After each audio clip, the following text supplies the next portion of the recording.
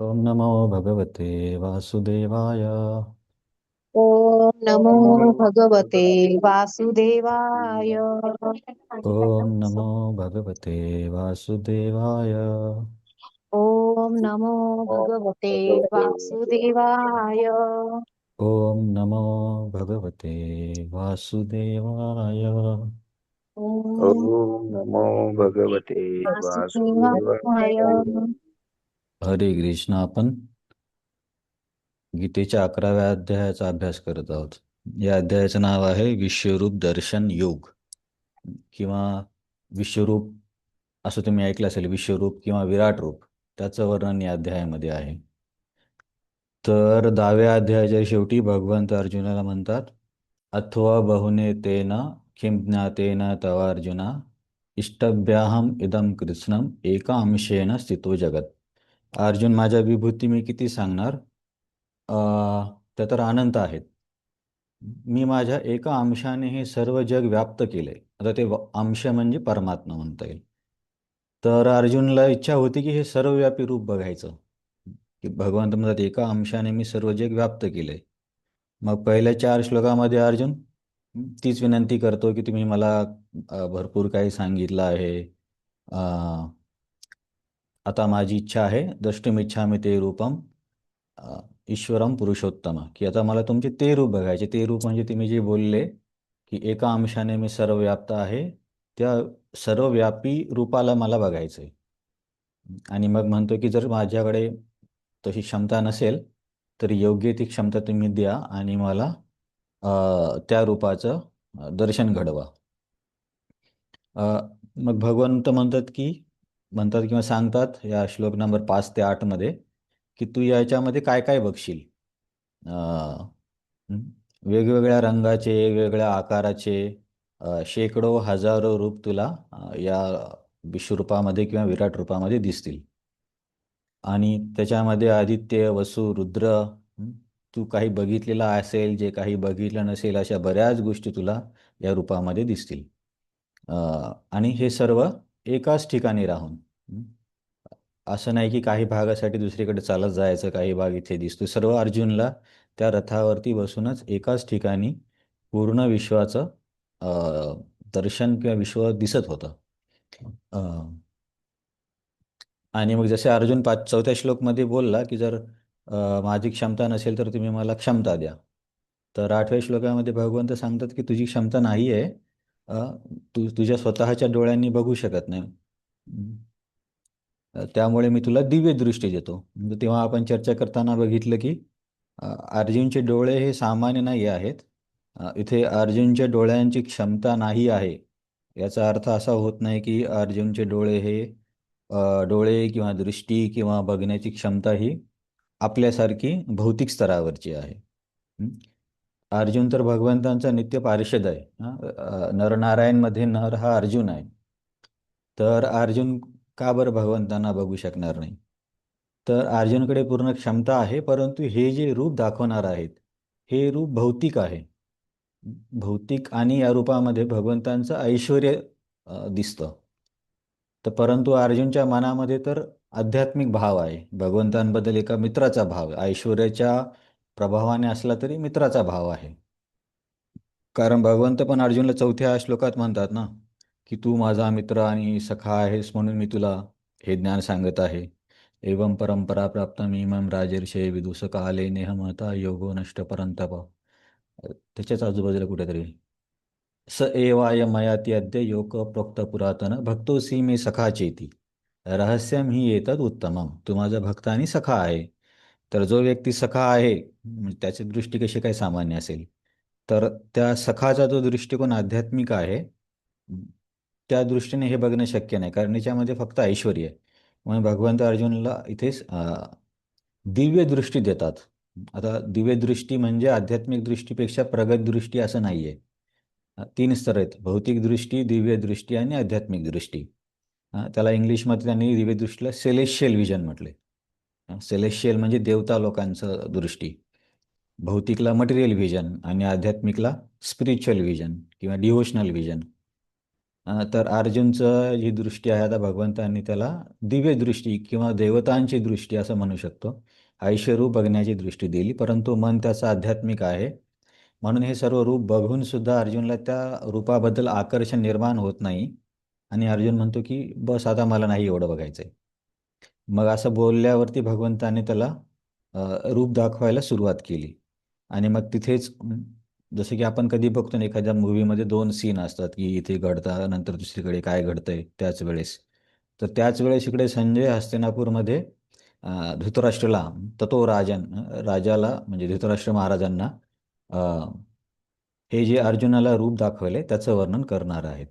म्हणजे अर्जुन जे बघतोय किंवा अर्जुन जे वर्णन करतोय ते जशास तसं संजय धृतराष्ट्राला सांगतोय.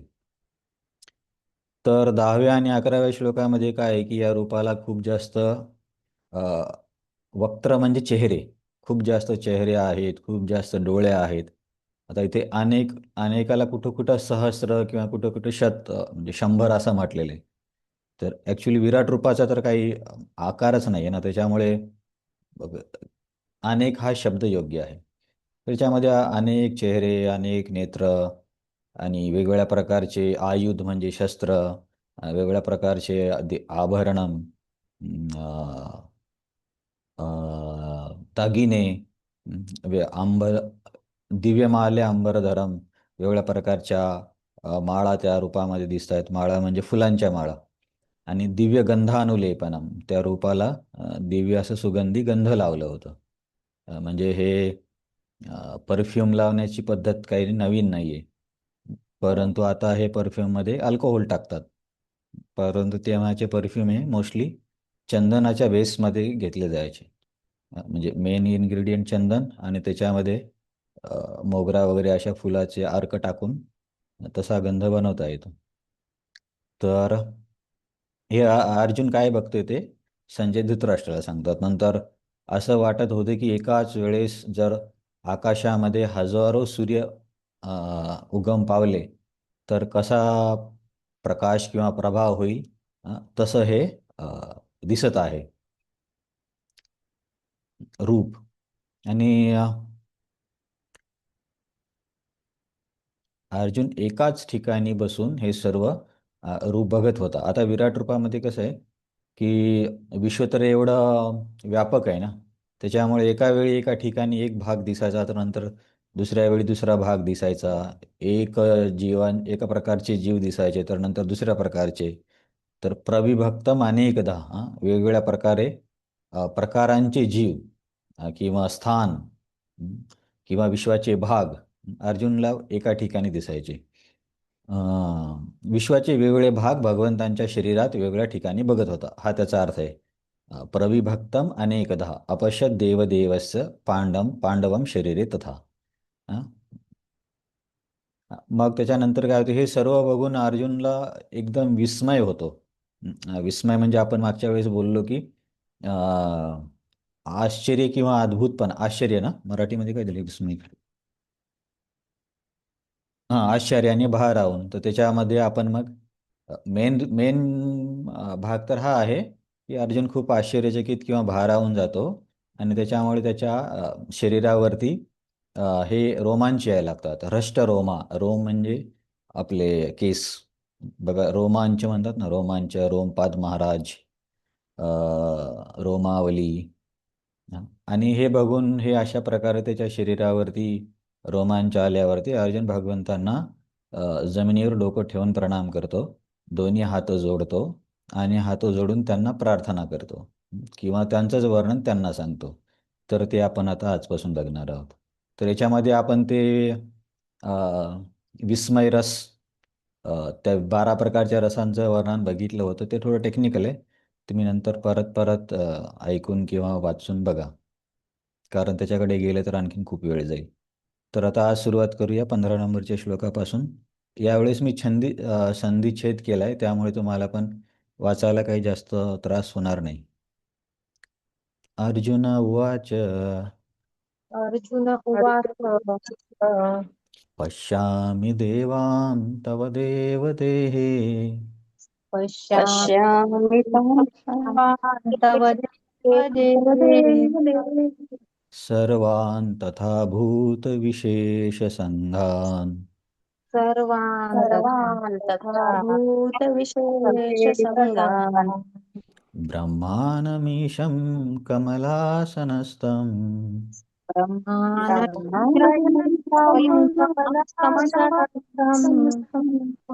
ऋषिं च सर्वान् उरुगांश्च दिव्यान् ऋषींच सर्वान् पुरस्कारांच दिव्या तर अर्जुन भगवंतांना सांगते पश्यामि देवान तव देवदेहे. हे देवा, मी तुझ्या देहामध्ये काय बघत आहे. पश्यामि देवांस तव देवदेहे. 15.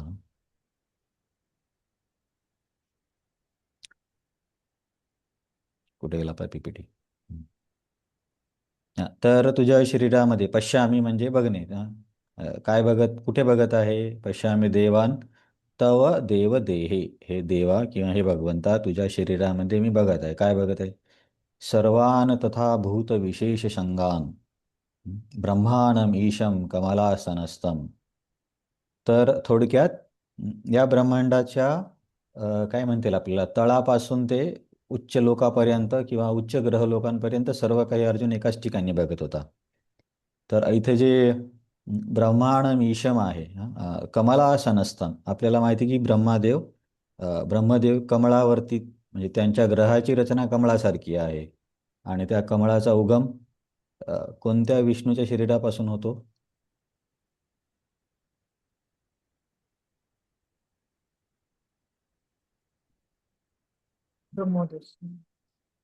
हे बघा, हे सांगतोय की अर्जुन इथे काय बघतोय. विष्णू हा, गर्भदक्ष आहे विष्णू. हे लक्षात ठेवा, 3 विष्णू आहेत ना.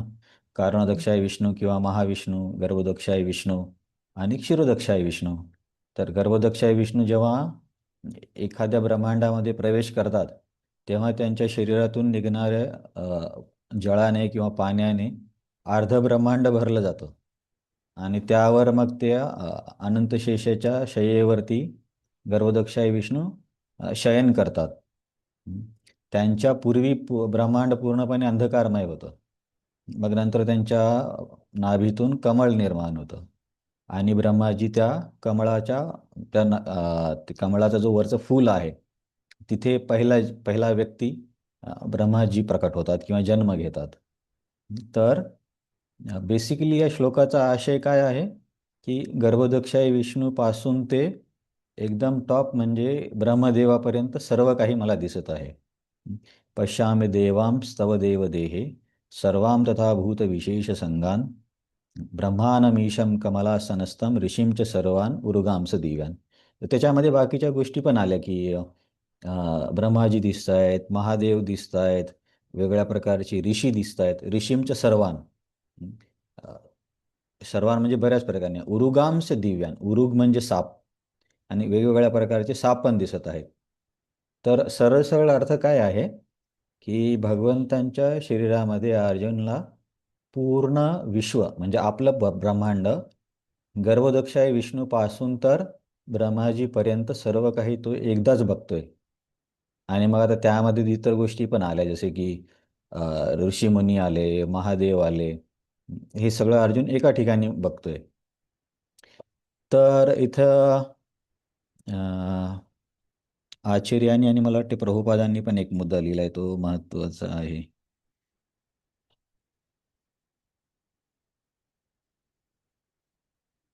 हां, इथे एक ना प्रभुपादांच्या तात्पर्यामध्ये बघा, ब्रह्मांडातील सर्व काही अर्जुन पाहत आहे. म्हणून तो ब्रह्मांडामधील आदिजीव ब्रह्मदेवांना पाहतो आणि ब्रह्मांडाच्या अधो प्रदेशात ज्यावर गर्भदोक्षाई विष्णू पहुडतात त्या दिव्य सर्पालाही तो पाहतो. आता हे गर्भदोक्षाई विष्णू कोणत्या लोकात आहेत. अतल, वितल, सुतल, तलातल, महातल, रसातल, पाताल. कुठे आहेत गर्भदोक्षाई विष्णू. 14 भुवन तुम्ही ऐकलं असेल ना. अ, आपल्या पृथ्वीच्या वरचे भुवर, स्वर्ग, जनलोक, तपलोक, महलोक, सत्यलोक. आणि खाली अतल, वितल, सुतल, तलातल, महातल, रसातल आणि पाताल, असे खालचे 7 आहेत. तर इथं प्रभुपाद काय म्हणतात की ब्रह्मांडातील सर्व काही अर्जुन पाहत आहे आणि ब्रह्मांडाच्या अधो प्रदेशात ज्यावर गर्भदक्षाई विष्णू पहुडतात त्या दिव्य सर्पालाही तो पाहतो. तर कदाचित तुम्ही कधी ऐकलं नसेल, तर हे बघा, तुम्ही या ब्रह्मांडाची तुलना एखाद्या काय म्हणता येईल, एखाद्या मोठ्या बॉल सोबत करा. फुटबॉल पण छोटा असतो, असा एक मोठा चेंडू समजा तुम्ही. आणि त्या चेंडूमध्ये जो खालचा अर्धा भाग आहे, त्या भागामध्ये पूर्ण जळ आहे. त्याला गर्भोदक सागर म्हणतात. आणि त्या जळावरती गर्भोदकशाही विष्णू आहेत त्या शयेवरती. आणि त्यांच्या नाभीतून जे कमळ निघतं, त्या कमळामध्ये हे 14 भुवन आहेत. आणि आपले हे गर्भोदकशाही विष्णू त्यांच्या पण खाली आहेत. बेसिकली गर्भोदकशाही विष्णू या सगळ्याचे मूळ आहेत. त्याच्यामुळे गर्भोदकशाही विष्णू पाताळ लोकात किंवा रसातळ लोकात असं नाही म्हणता येत. ते तर या सर्वाला खालून आधार देत आहेत. तर हे तुम्हाला समजलं ना. एक ब्रह्मांड महाविष्णूच्या शरीरातून प्रकट होतं. मग त्या ब्रह्मांडामध्ये पुढच्या सृजनासाठी गर्भोदकशाही विष्णू प्रवेश करतात. आणि त्यांनी प्रवेश केल्यावरती ते त्यांच्या शरीरातील जळाने ते ब्रह्मांड अर्ध भरून जातं. आता समजा तुम्ही एक गोल चेंडू पकडला, अर्धा भाग पाणी भरलं आणि त्याच्यावरती गर्भोदकशाही विष्णू आहेत. मग त्यांच्या नाभीतून हे कमळ निघतं आणि त्याच्यामध्ये वेगवेगळ्या प्रकारच्या लोकांची रचना केली जाते. अशी काय म्हणतात त्याला, भूगोल आहे. तर इथे प्रभुपाद एक गोष्ट म्हणतात की या सर्पशय्येला वासुकी म्हटले जाते. वासुकी नावाचे इतरही सर्प आहेत. आता मला सांगा, भगवंतांच्या शय्येचं नाव काय आहे?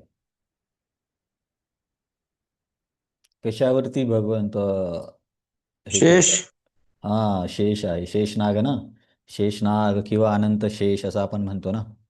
अनंत शेष म्हणजे जो भगवंतांच्या लीलांचं अजूनही वर्णन करत लीला शेष आहेत असं म्हणतात. अनंत शेष हजारो मुखाने अनंत काळापासून भगवंतांच्या गुणांचं वर्णन करतोय, तरीही त्याने ते गुणपूर अजून त्याचं भगवंतांबद्दलचं वर्णन पूर्ण नाही झालं. एवढं भगवंतांचं वर्णन दिव्य आहे. तर मुख्य मुद्दा हा आहे की तो जो किंवा त्यांचे जे ते हे आहे, बेड आहे भगवंतांचा किंवा शयन आहे, तर ते अनंत शेषांचं आहे. आणि आपण असं म्हणतो की किंवा एका प्रकारे ते बलरामजीचंच विस्तारित रूप आहे, कारण बलरामजीच भगवंतांच्या सगळ्या रूपामध्ये सेवा करतात. तर परंतु इथं म्हटलं की वासुकी आहे. आणि वासुकीचं नाव कुठे येतं हे सोडून एका प्रसिद्ध लीलेमध्ये वासुकीचं नाव येतं. समुद्र मंथन. समुद्र मंथन. तर समुद्र मंथनमध्ये वासुकीला वापरलं जातं ना. तर वासुकी काय असा भक्त वगैरे आहे असं सांगितलं नाहीये. उलट गरुड आणि वासुकीचं जमत नाही म्हणून भगवंत गरुडाला बोलले होते की तू आता इथून निघून जा, त्यांनी तो पर्वत आणून दिल्यावरती. तर मग मी माधव गोपाल प्रभूंना विचारलाच की हे कसं काय, वासुकी कसे काय भगवंतांचं आसन. तर मग मी त्यांना बोललो की भागवतामध्ये काही आचार्यांच्या टिप्पणीत असं सांगितलंय की भगवंतांचे वाहन तर गरुड आहेत, पण ब्रह्माजीच्या एखाद्या दिवसामध्ये असं पण झालंय की काल्याने पण भगवंतांचं वाहन म्हणून कार्य केलंय. किंवा काल्यावरती बसून भगवंत मथुरेला गेले होते, असं काही कल्पांमध्ये किंवा ब्रह्माजीच्या काही दिवसामध्ये घडलं आहे. तसंच हे आहे का? तर प्रभूजी बोलले हो, त्यांनी पण तसंच ऐकलं की काही वेळेस वासुकी पण त्यांची शय्या बनून सेवा करतो, म्हणून इथं त्यांच्या बेडला वासुकी असं म्हटलंय. परंतु सामान्यतः अनंत शेष किंवा शेष हेच भगवंतांचे बेड आहेत. हा एक थोडासा फरक लक्षात ठेवा. आता मी तुम्हाला स्क्रीन शेअर करतोय, पीपीटी दिसते का PDF दिसते?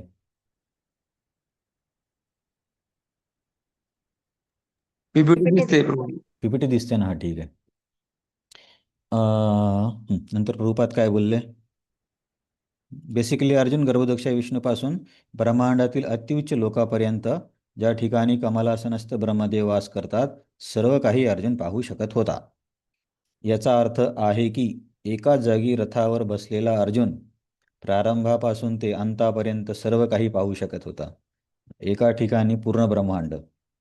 मग बलदेव विद्याभूषण पण तोच आशय घेतात आणि प्रभुपाद पण तोच आशय घेतात की हे कसं काय शक्य आहे, की म्हणजे याला तर अ, आकार अनंत आहे, याच्यामध्ये प्रकार हे सर्व एका ठिकाणी बसून एकदमच बघणं कसं काय शक्य आहे. म्हणजे त्याला आपण दाबून दाबून छोटं जरी केलं तरी पण एखाद्या फोटोला करतात ना झिप वगैरे, तसं केलं तरी शक्य नाही.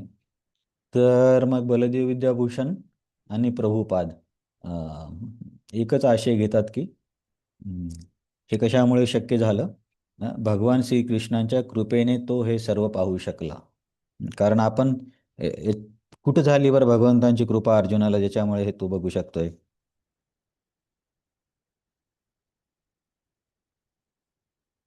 कुरुक्षेत्र ना. नाही नाही, मी हे म्हणतोय की कुठं असं सांगितलं की इथे प्रभुपादाने तात्पर्यात लिहिलंय की भगवान श्रीकृष्णांच्या कृपेने तो हे सर्व पाहू शकला. हे सर्व म्हणजे विश्वरूप. तर भगवंतांनी कृपा कुठे केली अर्जुनला, म्हणजे कोणत्या श्लोकामध्ये या अध्यायात?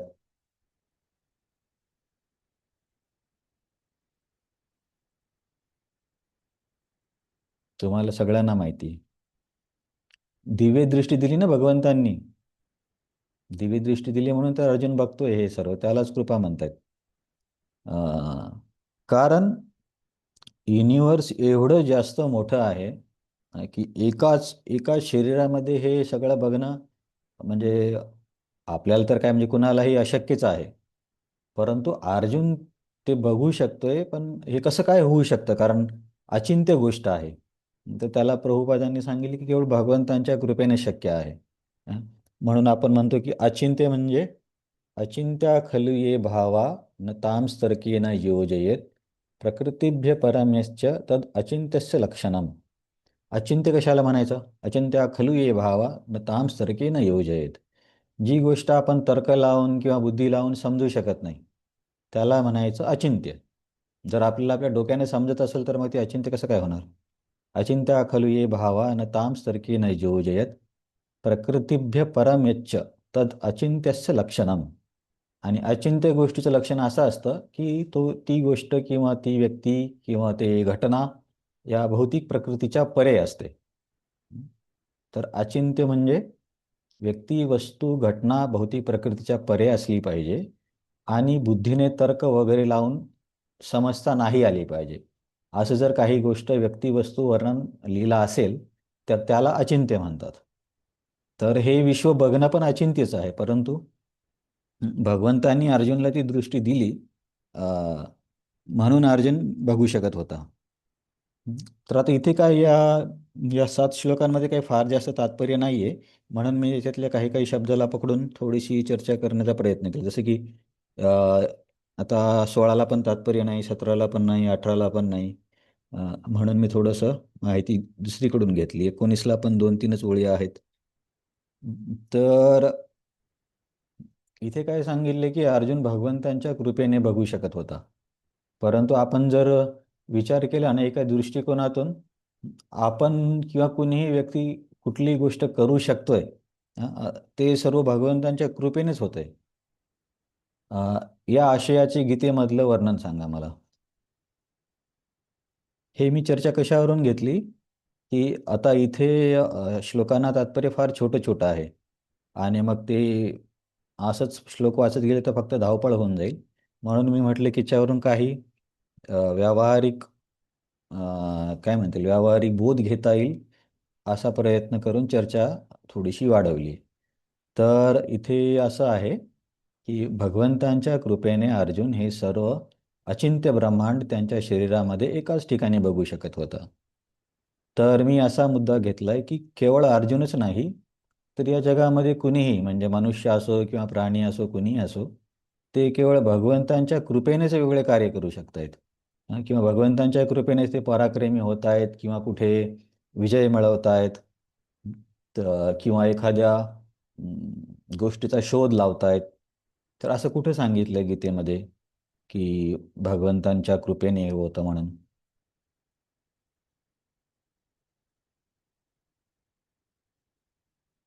कदाचित तुम्हाला श्लोक नसेल आठवत, फक्त हे जरी आठवलं ना की भाषांतर किंवा एखादा शब्द तरी चालेल. जसं की बघा 7व्या अध्यायामध्ये येतं ना, बलम बलवताम चाहम कामराग विवर्जितम, की बलवान व्यक्तीचं बल मी आहे. याचा अर्थ व्यक्ती जे काही बळाने करेल ते भगवंतांच्या कृपेनेच होतं. नाही तर व्यक्ती किती जरी मनाने त्याला वेगळ्या गोष्टी करण्याची इच्छा असेल, परंतु त्याच्या शरीरामध्ये बळ नसेल, म्हणजे ही भगवंतांची एक विभूतीच म्हणू शकतो, नसेल, तर तो काय करू शकणार आहे त्याच्याकडे किती जरी इच्छा किंवा बुद्धी असली तरी. जसं की आम्हाला MBBSला त्वचा रोगामध्ये एक पुस्तक आहे. तर ते पुस्तक लिहिलंय KEMच्या एका सरांनी, म्हणजे KEMचे डॉक्टर होते.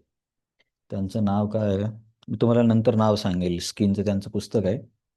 तर ती व्यक्ती खूप जास्त हुशार किंवा इंटेलिजंट आहे. त्यांनी बरं संशोधन पण केलं. पण एका दिवशी ते कुठेतरी ट्रेकिंगला वगैरे गेले आणि पडले.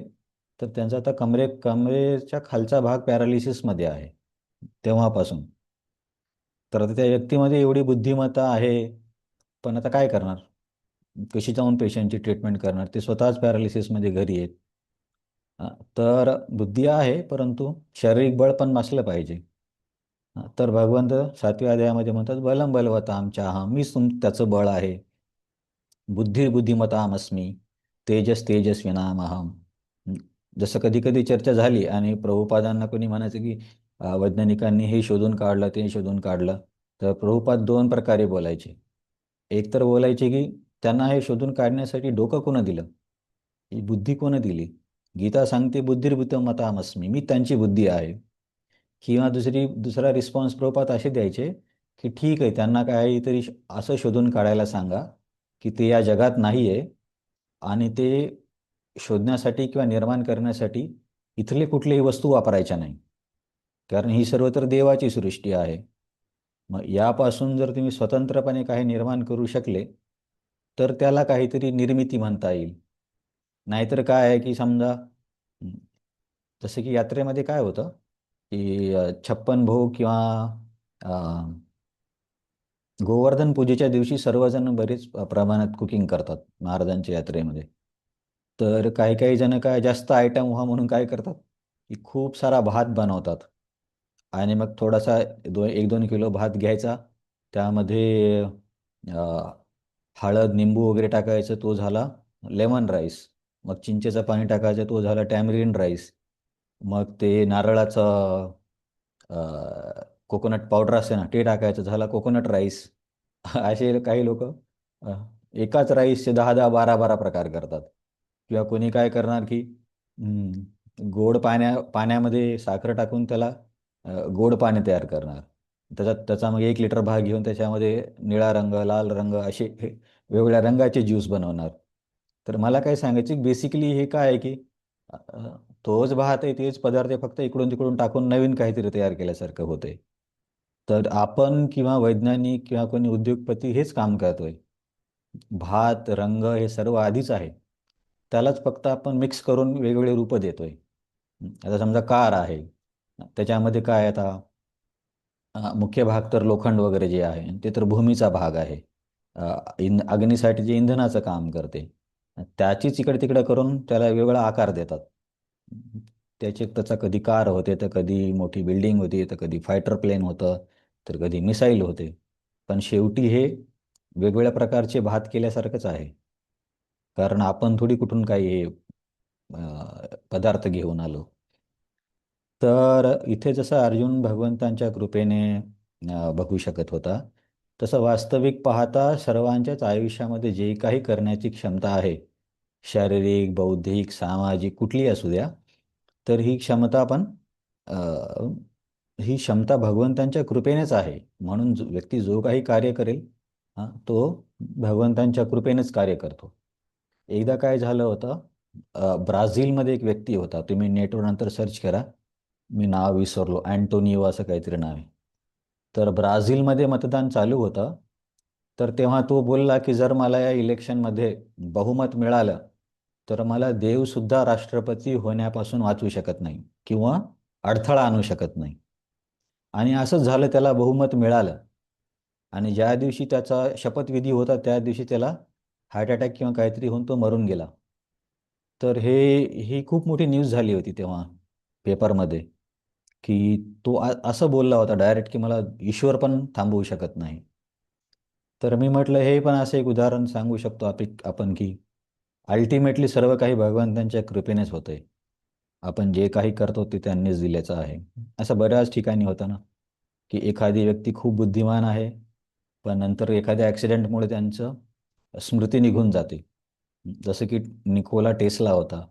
तो आयुष्याच्या शेवटी शेवटी तो वेडा झाला होता. तो कबुतरांवरती प्रेम करायचा. त्याचं जीवन पण फार चित्रविचित्र आहे. तर मला हे सांगायचं आहे, की कृपेच्या संदर्भामध्ये अ, आणि अर्जुन ज्या युद्धामध्ये कृपेने तर हे विराट रूप तर बघतोयच, परंतु अर्जुन हे युद्ध पण भगवंतांच्या कृपेनेच जिंकला आहे किंवा जिंकणार आहे. असं कुठून कुठून कळतं? एक कृपा तर आहे की एका ठिकाणी विश्वरूप दाखवतात भगवंत त्याला दृष्टी देऊन. आणि आपण जसं म्हटलं की सर्व काही त्यांच्या कृपेनेच होते. तर अर्जुन सुद्धा हे युद्ध जिंकला आहे किंवा जिंकणार आहे, हे पण भगवंतांच्या कृपेनेच झालं. याच्यासाठी काही घटना किंवा कारणे किंवा काही लीला तुम्हाला आठवतात किंवा श्लोक? शंखनाद. शंखनाद त्यांच्या विजयाचं चिन्ह आहे. ठीक आहे, भगवंतांचं चिन्ह आहे म्हणून. अजून अशी गोष्ट सांगा की ॲक्च्युली कृष्णानेच केलंय पण क्रेडिट अर्जुनला भेटलंय.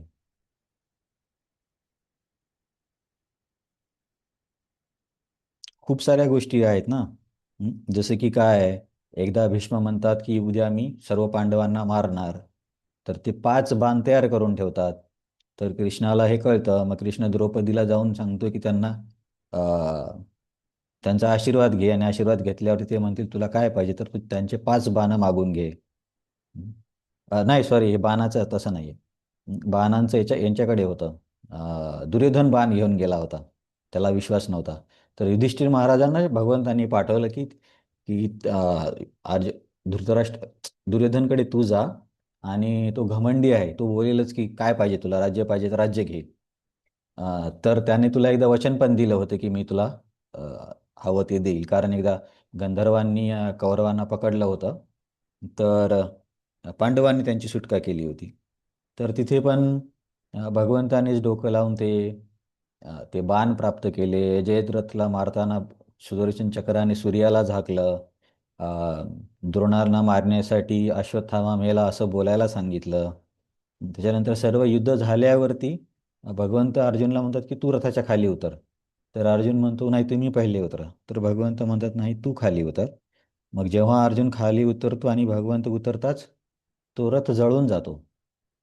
तर तिथं सांगलं जातं की वास्तविकता सर्व काही मीच थांबवून घेत होतो. हां, माझ्या प्रभावाने तुझा रथ नष्ट नाही झाला आणि मी ज्या क्षणाला याच्या खाली उतरलो ते सर्व नष्ट होऊन गेलंय. तर असे बरेच आणखीन पण बरेच प्रसंग आहेत. ते मी अ, महाभारतामध्ये ऐकले असतील. जसे की दुर्योधनला अ, मारताना भगवंत सांगतात की त्याला कमरेच्या खाली वार कर. भीमाला सांगतात. तर असं सर्व काही भगवंतांनीच केलं. एक तर प्रत्यक्ष किंवा अप्रत्यक्ष पद्धतीने. हिंट देऊन किंवा काहीतरी डावपेच करून तर भगवंतांनीच हे युद्ध जिंकून दिले. आणि हे तर खूप समोरची गोष्ट आहे. याच अध्यायामध्ये पुढे एक श्लोक येईल. निमित्त मात्रम भव सव्य साचिन. सव्य साचिन म्हणजे असा व्यक्ती जो दोन्ही हाताने बाण सोडू शकतो. म्हणजे एखाद्या वेळेस कसं असतं की left handed batsman, right handed batsman असतं. पण दोन्ही साईडने बॅटिंग करू शकणारे नसतात. पण अर्जुन असा होता लेफ्ट हँडेड, राईट हँडेड दोन्ही होता. म्हणून त्याला सव्यसाची असं एक नाव आहे. तर आता हे युद्ध झाल्याच्या नंतर म्हणजे आता आपल्याला माहिती आहे की युद्ध झालंय, महाभारतामध्ये लिहिले काय काय घटना घडल्या आणि कसं भगवंतांनी विविध ठिकाणी त्यांना वाचवलं. म्हणजे आता हे झाल्याच्या नंतर आपण बघतोय. परंतु गीता तर युद्धाच्या आधी सांगितली होती. तर याच अध्यायामध्ये समोर श्लोक येईल, निमित्त मात्रम भव सव्य साची. की अर्जुन तू युद्ध केलं किंवा नाही केलं तरी हे सर्व नष्ट होणार आहेत. कारण मी ठरवलंय. त्याच्यामुळे तू फक्त तुझा रोल एवढाच आहे की तू निमित्त व्हायचं आणि त्याचं क्रेडिट तुला मिळेल. नाही जरी युद्ध केलं तरी यांचा विनाश होणारच आहे. तर तिथेच काय म्हणतात भगवंताला की निमित्त मात्र. अर्जुन फक्त निमित्त आहे, सर्व काही भगवंत करतायत. कारण ते कशासाठी आले होते? विनाशायच्या दुष्कृतानाम धर्म संस्थापनार्थाय, हे कार्य करण्यासाठी पण आले होते ना. तर त्यांना या लोकांचा विनाश पण करायचा होता. तर अशा प्रकारे हे पण उदाहरण आहे की भगवंतांच्या कृपेने आपण किंवा अर्जुन सर्व काही त्यांच्याच कृपेने होतं. परंतु जेव्हा आपल्याला वाटतं की मीच सर्व काही करतोय, समजा की मी अभ्यास केला, मी एक्झाम दिली, मी रँक मिळवला, मग हे मिळालं, त्याच्यात शिक्षण घेतलं वगैरे, जसं मी केलं असं आपण जेव्हा म्हणत राहू, असं मी करणाऱ्याला गीतेमध्ये काय सांगतात, काय बोलतात व्यक्तीला? बुद्धिमान व्यक्ती म्हणतात की मूर्ख व्यक्ती म्हणतात? जो म्हणतो की सर्व काही मीच केलं. असं म्हटलं जातं ना, मी आलो, मी पाहिले, मी जिंकून घेतले सारे. मूर्खच म्हणते का मूढ? हां, तुम्हाला जर मी श्लोक सांगला तुम्हाला पटकन आठवेल. तो श्लोक आहे ना, प्रकृती क्रियमाणानि गुणकर्माणि सर्वशः अहंकार विमूढात्मा करता अहम इति मन्यते. ॲक्च्युली सर्व काही प्रकृती करतीये, पण अहंकार विमूढात्मा, अहंकाराने विमूढ. आता बघा, एक मूर्ख महामूर्ख असतो ना, तसा मूढ विमूढ म्हणजे महामूढ. म्हणजे जे पण समजतात की मी सगळं काही करतो, आता त्याच्यामध्ये आपण पण आलोय. आपण पण दिवसातले किती क्षण असंच आपला भाव असतो की अरे भगवंतांच्या कृपेने मी काही करतोय. बऱ्याच वेळेस आपला असाच भाव असतो की मी जपा करतोय, मी मंगल आरती करतोय, मी क्लास देतोय. पण किती वेळा किती क्षणासाठी आपण स्मरण करतो की हे भगवंतांच्या कृपेने होतं. जसे की जपा करताना ना एक मेडिटेशन असं पण केलं पाहिजे, म्हणजे एक माळ झाल्यावरती किंवा जपा सुरू करण्याच्या आधी किंवा काही माळा झाल्यावर थोडंसं थांबून, की हा जप मी महामंत्राला जिंकण्यासाठी करत नाहीये. कारण सगळे काय सांगतात की लक्षपूर्वक ऐका, लक्षपूर्वक ऐका, लक्षपूर्वक ऐका. म्हणून मनात कुठेतरी असं हे होऊन जातं की जर प्रत्येक शब्द ऐकू आला म्हणजे मी महामंत्राला जिंकलं. पण तसं नाहीये. महामंत्र आणि कृष्ण हे अभिन्न आहेत. नामचिंतामणी कृष्ण चैतन्य रस विग्रह पूर्ण शुद्धो नित्यमुक्तो अभिन्नत्वात नाम नामिनः. नामी आणि नाम हे एकच आहे. म्हणून भगवंत जे अनंत आहे तसं त्यांचे नाव पण अनंत शक्तीचं आहे. आपण भगवंतांना कधीच नियंत्रित करू शकत नाही, म्हणजे आपल्या बळावरती. तसंच हरिनामाला किंवा जपाला असं कोणी म्हणू शकत नाही की मी आता याच्यामध्ये परफेक्ट झालोय. किंवा जप करण्याच्या आधी असा भाव नसला पाहिजे की मला आता आज मी हरिनामाला समजा जिंकणं, असं आपण बोलत नाही. पण आज तो भाव असतो की सगळेच शब्द ऐकू आले पाहिजे. मग एक माळ तशी केली की आपल्याला वाटतं अरे हां, आता मी आता तशीच केली आहे. परंतु भाव काय असला पाहिजे की मी हा जप सेवा म्हणून करतोय. आणि या जपामध्ये माझी हरिनामाला जिंकण्याची इच्छा नाही आहे, तर हरिनाम प्रभूची सेवा करण्याची इच्छा आहे. ज्यामुळे मी भगवंतांची, वैष्णवांची सेवा करेल किंवा हरिनामाची सेवा करेल. तर असा आपण जेव्हा भाव जरी मनात आणतो ना, तर खूप मोठं दडपण निघून जातं. कारण मी करणार आहे, मी एकदम लक्षपूर्वक करतो असं म्हटलं की थोडंसं इंटरनल प्रेशर राहतं. पण याचा अर्थ असा नाही की कसाही जपा होऊ द्यायचा. उलट तसा जेव्हा आपला भाव येतो ना, आपोआप जपाची क्वालिटी सुधारते. कारण तेव्हा आपल्याला काही जिंकायचं नसतं. फक्त सेवा करायची असते. जसं की समजा एखादा खेळ कोणी जिंकण्यासाठी खेळत असेल, तर तेव्हा प्रेशर असतं. आणि फक्त आनंद म्हणून खेळायचं तर काही प्रेशर नसतं, आनंदाने व्यक्ती खेळतो. तर तसं आहे. जप करण्याच्या पूर्वी पण असा विचार केला पाहिजे, मी हरिनामाला जिंकत नाही, जिंकूही शकणार नाही. मला फक्त सेवा करायची आहे. आणि मी मी नेहमी जागा राहतो किंवा माझं मंत्रोच्चारण एकदम परफेक्ट आहे, किंवा इतर लोक झोपत आहेत, मी झोपत नाही. तर हे सर्व अहंकार विमूढात्माचे लक्षण आहेत. जर आपला नम्र भाव असेल हरिनामाची सेवा करण्याची, तर आपण असा कसा काय विचार करणार की मी श्रेष्ठ आहे म्हणून किंवा मी जिंकत आहे. तर आता आपण तर नेहमी कर्मी लोकांना म्हणतो की हे असे बोलतात, असे बोलतात. परंतु आपला मनातला भाव पण तोच असतो. म्हणून मी एवढ्यात विचार करतो की कमीत कमी जपा करताना तरी असा विचार आणायचा की बाबा मी ही एक सेवा म्हणून करतोय. जिंकायचं म्हणून नाही. जसं की आम्हाला विद्यापीठमध्ये सांगितलं होतं की भागवतमचा अभ्यास असा नका करू की भागवतमला जिंकायचं आहे. भागवतमला कुणी जिंकू शकत नाही कारण ते भगवंत आहेत. तर मी भागवतमची सेवा करतोय या अर्थाने वाचन करा. नाहीतर कसं आपण शालेय पुस्तकांचं कसं असतं की हा चॅप्टर झाला, तो चॅप्टर झाला, महत्त्वाचा प्रश्न झाला, हे झालं, माझ्या विषयाची तयारी झाली. तसं भागवतमचं नसतं. कारण जेवढा व्यक्ती काय म्हणता येईल नम्र असेल किंवा वैष्णवांची सेवा करेल, गुरुची कृपा प्राप्त करेल, तसे त्याला अजून अजून अर्थ समजायला लागतात. तसं आपण भागवतमला जिंकू शकत नाही, हरिनामाला जिंकू शकत नाही. परंतु आपलं एवढी कंडिशनिंग झालेली आहे की त्याच्यामुळे आपल्याला भक्तीमध्ये पण असं वाटतं की मीच करता आहे. आणि तो मग कधी कधी असं झालं की त्या भावाला कोणीतरी ठेस पोहोचवली की मग सांभाळणं खूप मुश्किल होतं. जसं की आता मी एका एका एका भक्तांना भेटलो. ते बोलले की प्रभूजी मी या लोकांना भक्तीमध्ये आणलं आणि आता ते लोकच मला उलट बोलतात, माझा अपमान करतायत. तर नक्कीच त्या लोकांची चूक आहे याच्यामध्ये, म्हणजे हे नाही की त्यांच्या चुकीला योग्य म्हणत नाही आहे मी. परंतु समजा जर हे कठीण आहे, फार कठीण आहे. पण जर असं सुरुवातीपासूनच आपण असा भाव निर्माण केला की मी हे प्रचार एक सेवा म्हणून करतोय, नंतर लोकांनी माझं ऐकलंच पाहिजे किंवा मलाच विचारलं पाहिजे, या भावा जर नाही केली, तर नंतर कोणी नाही लक्ष दिले तरी चालेल. ठीक आहे की मी माझं कर्तव्य केलं, आता याच्यापेक्षा मी जास्त काही करू शकत नाही. हं. नाहीतर मी उद्धारक आहे असा भाव असला की खूप कठीण होतं. हं. तर हा एक महत्त्वाचा सिद्धांत आहे की आपण कर्ता नाही आहोत. हं. मग कर्ता कोण आहे? मग गीता एका ठिकाणी सांगते की आपणच कर्ता आहोत. पुरुष प्रकृतोस्तोही भुंक्ते प्रकृतीच्या गुणान कारणं गुरु संगोऽस्य सद असत योनी जन्मसु. आणि भगवंतांना पण कर्ता सांगितले. उपद्रष्टा हनुमंताच भर्ता भोक्ता महेश्वर परमात्मा इति चा अपयुक्तो देहेस्मिन पुरुषा परा. तीन कर्ता आहेत. जीव पण आहे, प्रकृती पण आहे आणि भगवंत पण आहेत. याच्यावरती आपण बऱ्याच वेळा चर्चा केली, तुम्हाला माहीत असेल. अं, बघा, कार्य तर प्रकृतीच करून आणते. जसे की आपण म्हणलो ना, प्रकृती काय प्रकृती क्रियमानाने तो श्लोक आहे ना. आता प्रकृती कार्य घडून आणते म्हणजे असं नाही की प्रकृती नावाची व्यक्ती येते आणि ते आपल्यासाठी काहीतरी करून जाते, असं नाही. त्याचा अर्थ असा आहे की आपली हे सर्व जी इंद्रिय आहेत, समजा हात, पाय, डोळे वगैरे, हे प्रकृतीपासून बनलेत ना. कशापासून बनले? पंचमहाभूतापासून.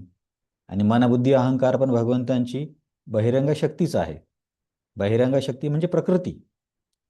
तर आत्मा सोडून जे काही इथे दिसतंय आपल्याला, ते सर्व प्रकृती आहे.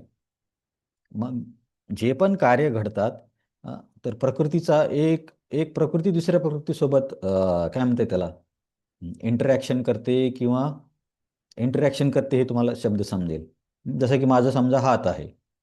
आता हा हात पण प्रकृतीपासूनच निर्माण झाला आहे. याच्यामध्ये आता काय, अग्नी अग्नी नाही, अग्नी असेल कदाचित, हां आहे. पृथ्वी, वायू, जल हे तत्व आहेत. त्याने हा हात तयार झाला आहे. आणि या हाताने समजा मी एखाद्या फळाला पकडतो, तर ते फळ पण प्रकृतीच आहे. कारण त्या फळामध्ये पण हेच तत्व आहेत. त्याच्यामध्ये काय म्हणता येईल, चेतन शक्ती नाही आहे. चेतन शक्ती सोडून मग या हाताने फळाला घेणं, फळाला खाणे, खाणारी जीभ, दात ते पण प्रकृतीच आहेत. पोटात जाऊन पचन करणारी पण प्रकृतीच आहे. हे सर्व काही आत्मा खात नाहीये. फक्त आत्माचा शरीर भाव आहे. आत्मा ह्या भौतिक वस्तू कशा काय खाणार? तर अ, याचा अर्थ प्रकृती करते म्हणजे काय, हे आहे मी तुम्हाला सांगितलं. प्रकृती करते म्हणजे ही जी सगळी संसाधने आहेत, ती प्रकृतीचेच विस्तारित रूप म्हणजे परिवर्तित रूप किंवा रूप आहेत असं म्हणू शकतो. आणि तेच एकमेकांशी क्रिया करतात. म्हणजे जेवण करताना, ड्रॉइंग करताना, खेळताना, युद्धामध्ये काय, इकडची प्रकृतीचं काही विशिष्ट भाग तिकडे फेकतात, तिकडचा इकडे फेकतात. पण शेवटी प्रकृतीच तर करते एकमेकांशी.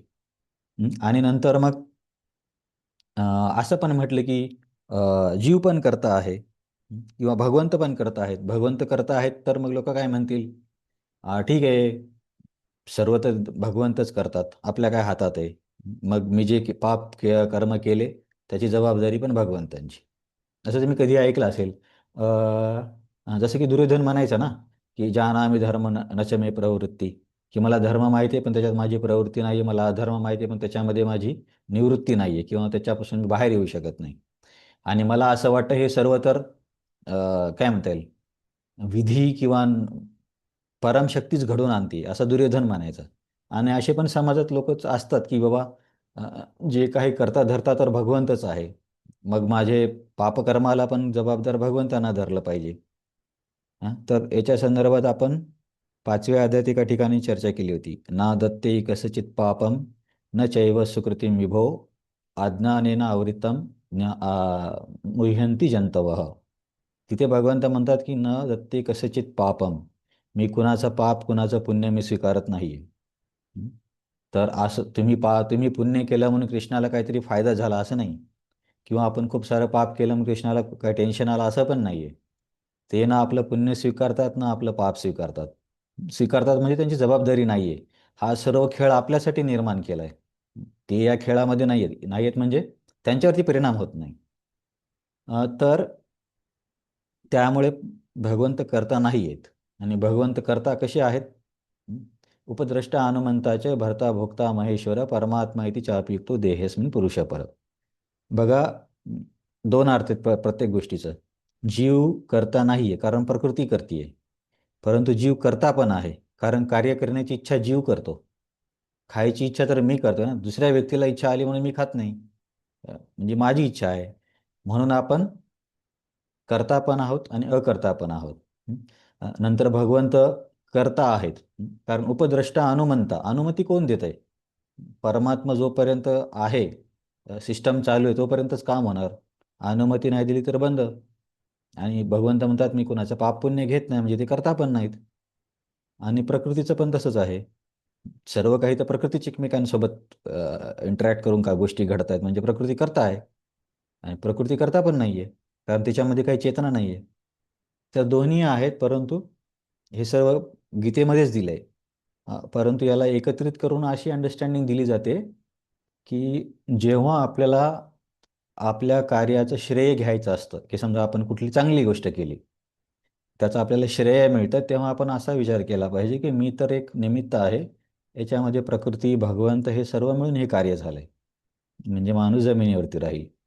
आणि जेव्हा आपल्याकडून काही चूक घडते, तर तेव्हा असा विचार करायचा की मी इच्छा केली म्हणून ही गोष्ट अशी झाली, तर मला पुढच्या वेळेस याच्यामध्ये सुधारणा केली पाहिजे की अशी इच्छा मी परत करू नये.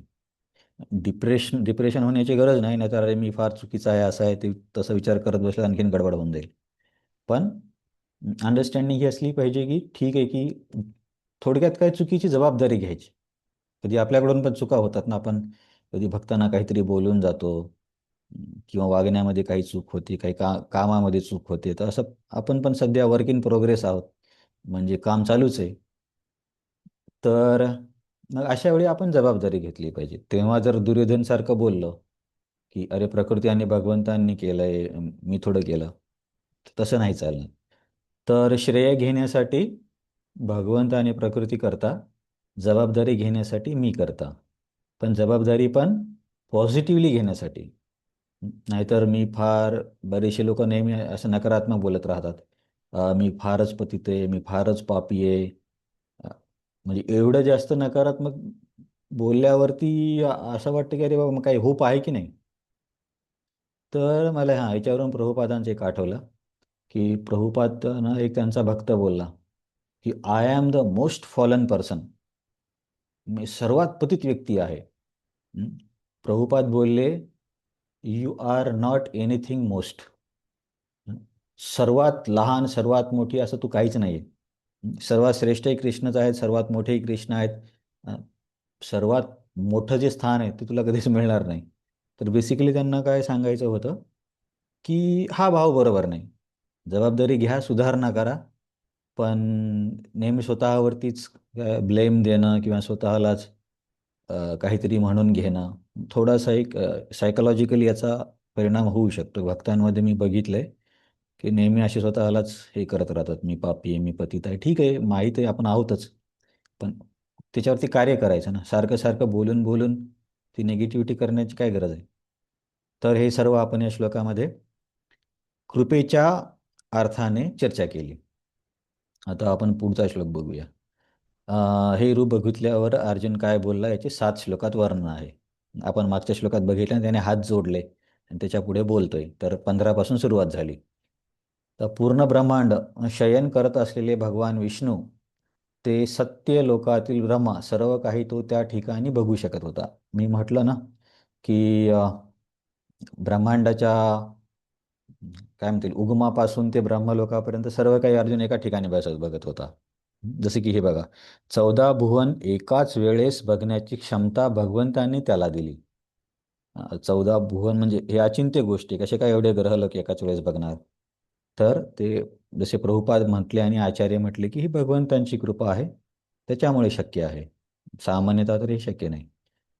तर आता हा पुढचा एक श्लोक आपण वाचूया, गाऊया. बघा, गीतेमध्ये 2 मीटर आहेत. सामान्यतः आपलं ते मामका पांडवाश्चैव किम कुर्वत संजया, तशा प्रकारचं असतं. आणि हे एक आहे, हे मोठ्या ओळ असल्यामुळे थोडं दुसरं मीटर आहे. मीटर म्हणजे गाण्याची पद्धत. आता आपण याला गाऊया. अनेक बाहू उत्तरवक्त्र नेत्रम नेकबाहु नेत्रम पश्यामि त्वां सर्वतोऽनन्तरूपम् पश्यामि त्वां पश्यामि त्वं सर्वतोऽनन्तरूपम् नान्तं न मध्यं न पुनस्तवादिम् नान्तं न न मध्यं अन्तं न मदन्न पुनः पुनस्तादि तव आदि पश्यामि विश्वेश्वर विश्वरूप. पश्यामि पश्यामि विश्वेश्वर विश्वेश्वरविश्वरूप विश्वरूप. तर आता हे अर्जुन जे बघतोय त्याचं वर्णन सांगतोय की मी काय बघतोय. अनेक पश्यामी, पश्यामी म्हणजे मी बघतोय, तो म्हणजे तुझ्यामध्ये. नाही, इथं तोचा अर्थ असं सांगितलं की सगळीकडे तूच दिसतोय. पश्यामी म्हणजे बघणे.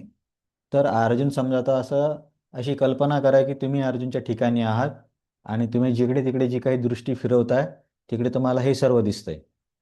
तर काय दिसतंय? अनेक बाहू, खूप सारे हात, अनेक उदर म्हणजे खूप सारे पोट, अनेक वक्त्र म्हणजे खूप सारे चेहरे, अनेक नेत्र, खूप सारे डोळे. स्वतः अशी कल्पना करा की सर्व तुम्हाला वरती खालती मागे पुढे डावीकडे उजवीकडे सगळे हेच दिसतंय. हात, पाय, डोळे, चेहरे. अ, आणि तुम्हाला त्याच्यामध्ये हे समजत नाही की सुरुवात कुठे होते, मध्य कुठे आणि अंत कुठे आहे. कारण सर्वत्र तर तेच दिसतंय. तर म्हणून अर्जुन इथं म्हणतोय की मला हे दिसतंय, सर्वत्र तूच दिसतोय. अ, तुझ्या अनंत रूपामध्ये. आणि त्याच्यामध्ये काय आहेत, खूप सारे बाहू वगैरे आहेत, चेहरे वगैरे दिसत आहेत. आणि तुझं हे रूप अनंत आहे. परंतु सगळीकडे हे बघितल्यामुळे मला हे कळत नाहीये की याची सुरुवात कुठे होतीये या रूपाची, आणि मधला भाग कोणता आहे आणि अंत कुठे. हे समजणं तर शक्यच नाहीये. कारण तिथे असं कुठून इथे इथे पहिला फोटो दुसरा फोटो असं नव्हतं ना. सगळीकडे हे सर्व काही अर्जुन बघत होता. म्हणून अर्जुन म्हणतो की हे विश्वेश्वरा, म्हणजे विश्व ईश्वरा, विश्वाच्या स्वामी, हे विश्वेश्वरा, हे विश्वरूपा, हे विश्वरूपामध्ये प्रकट झालेल्या भगवंता. मी मी तुला सगळीकडे बघतोय आणि तुझे अनंत रूप आहेत ज्यांच्यामध्ये अनेक हात डोळे वगैरे आहेत. आणि तू अशा पद्धतीने दिसतोय की मला हे कळत नाही तुझी सुरुवात कुठे, मधला भाग कुठे आणि अंत कुठे. तर हे अर्जुन भगवंतांना सांगतो तू काय बघतोय तर या श्लोकामध्ये. तर आता या श्लोकामध्ये आचार्यांनी पण तात्पर्य दिलं नाही आणि प्रभुपादांनी पण दिलं नाही. म्हणून मी फक्त अ, एका शब्दावर थोडंसं चर्चा करण्यासाठी एक शब्द घेतला होता. अ, प्रभुपादांनी एक वाक्य त्यांनी असं सांगितले की कृष्ण हे अनंत आणि पुरुषोत्तम आहेत, यास्त त्यांच्या ठाई सर्वच दिसत होते. अनंत आहे आणि त्याच्याकडे सगळं काही आहे. तर हा तर एक मुद्दा आहे, पण याच्यातून एक शब्द घेऊन थोडासा चर्चा करण्याचा प्रयत्न केला. याच्याशी रिलेटेड नाही आहे ते, पण अ, असं काहीतरी आपण ऐकलं होतं असं लक्षात राहू शकतं म्हणून. जसं की हा एक शब्द घेतला मी, उदर. उदर म्हणजे काय? पोट पोट. पोट. बघा सामान्य व्यवहारामध्ये शब्द असतात ना, उदरनिर्वाह किंवा उदरभरण. उदरनिर्वाहासाठी हे कार्य करावे लागते. म्हणजे उदरनिर्वाह आणि उदरभरण म्हणजे पोटभरणच आहे, एकच आहे. उदरनिर्वाह, उदरभरण, पोट भरणे किंवा पापी पेट का सवाल, हे सगळं एकच अर्थ आहे. उदर म्हणजे पोट, की ज्याला आपल्या थोडक्यात पोट काही वेगळी गोष्ट नाही, आपणच आहोत. हं. तर असं उदराला वेगळ्या ठिकाणी वापरलं जातं. तर उदर या शब्दाशी संबंधित काही श्लोक मी घेतलेत. अ,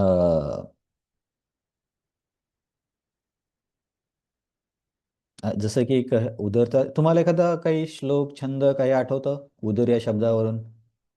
गाणं, श्लोक किंवा काय म्हणता येईल, अभंग? तरी आहे ना उदरभरण लंबोदर म्हणजे म्हणतात प्रभूजी. एक मिनिट. हां, वैशाली माताजी तुम्ही सांगा नंतर मग. उदरभरण हे हा, परफेक्ट. तो एक मी घेतला. वदनी कवळ घेता नाम घ्या श्री हरीचे, सहज हवन होते नाम घेता फुकाचे, जीवन करी जीवित्वा अन्न हे पूर्ण ब्रह्म, उदरभरण नो हे जाणीजे यज्ञ कर्म. ही बाबा वदनी कवळ घेता नाम घ्या श्री हरीचे. वदनी म्हणजे मुखामध्ये, कवळ म्हणजे घास. घेताना श्रीहरीचं नाव घ्या. आपण आधी ते महाप्रसादी गोविंद म्हणतो ना, तर ॲक्च्युली खाताना पण नाव घ्यायला पाहिजे. जसं तुम्हाला मी कदाचित सांगितलं असेल की सुदामा प्रभू आहेत वरिष्ठ भक्त चौपाटीमध्ये, तर ते एक घास घेतल्यावरती असे डॉक्टर म्हणतात ना 32 वेळा चावा. तर ते 32 वेळा खरंच चावतात आणि ते चावताना एका वेळेस एक एक अक्षर म्हणतात. हरे कृष्णा कृष्णा कृष्णा हरे हरे, हरे राम राम राम हरे हरे, 16 झाले. म्हणजे एक घास घेताना ते दोन दोन महामंत्र म्हणतात. तर त्यांना हे व्यवस्थित लागू पडतं. वदनी कवळ घेता नाम घ्या श्रीहरीचे. तर आपण आपण तर सुरुवात त्या नामाने करतो, पण हे पण चांगलं एक मेडिटेशन आहे. की मी पण आयुर्वेदिक डॉक्टरकडून ऐकलं की जेवण करताना जास्त बोललं नाही पाहिजे, कारण हवा जाते आतमध्ये. जेवण हे शांतपणे केलं पाहिजे. खूप जास्त अशी काय म्हणता येईल, मोठी चर्चा वगैरे करत नाही. तर आता हे कधी कधी कसं वाटतं आपल्याला, अरे भक्तीमध्ये खूपच जास्त होतंय. तर तसं वाटत असेल तर थोडंसं ब्रेक घ्या. आताच करा असं म्हणत नाही मी, पण हे एक चांगलं मेडिटेशन आहे. की तुम्ही प्रसाद घेऊन बसले आणि जेवण घेता घेता अंतःकरणामध्ये हरिनाम पण चालू आहे. तर ते एक चांगली सवय होईल. पण असं नको व्हायला की त्याच्यामुळे घराच्या माणसांना बोलत नाही. ऑलरेडी कामासाठी बाहेर आणि घरी थोडा वेळ आले त्याच्यामध्ये पण बोलत नाही, ते नाही व्हायला पाहिजे. पण एक सांगतोय मी तुम्हाला. हा. सहज हवन होते नाम घेता फुकाचे. आता याचा अर्थ कोण सांगेल मला?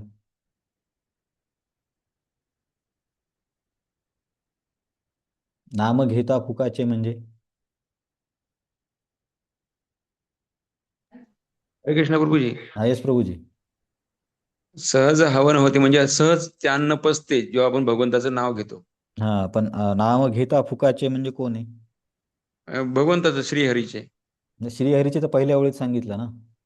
इथं दुसऱ्या वेळेत नाम घेता फुकाचे सांगितलंय. मग घेता फुकाचे. तर मी आज थोडं सर्च केला.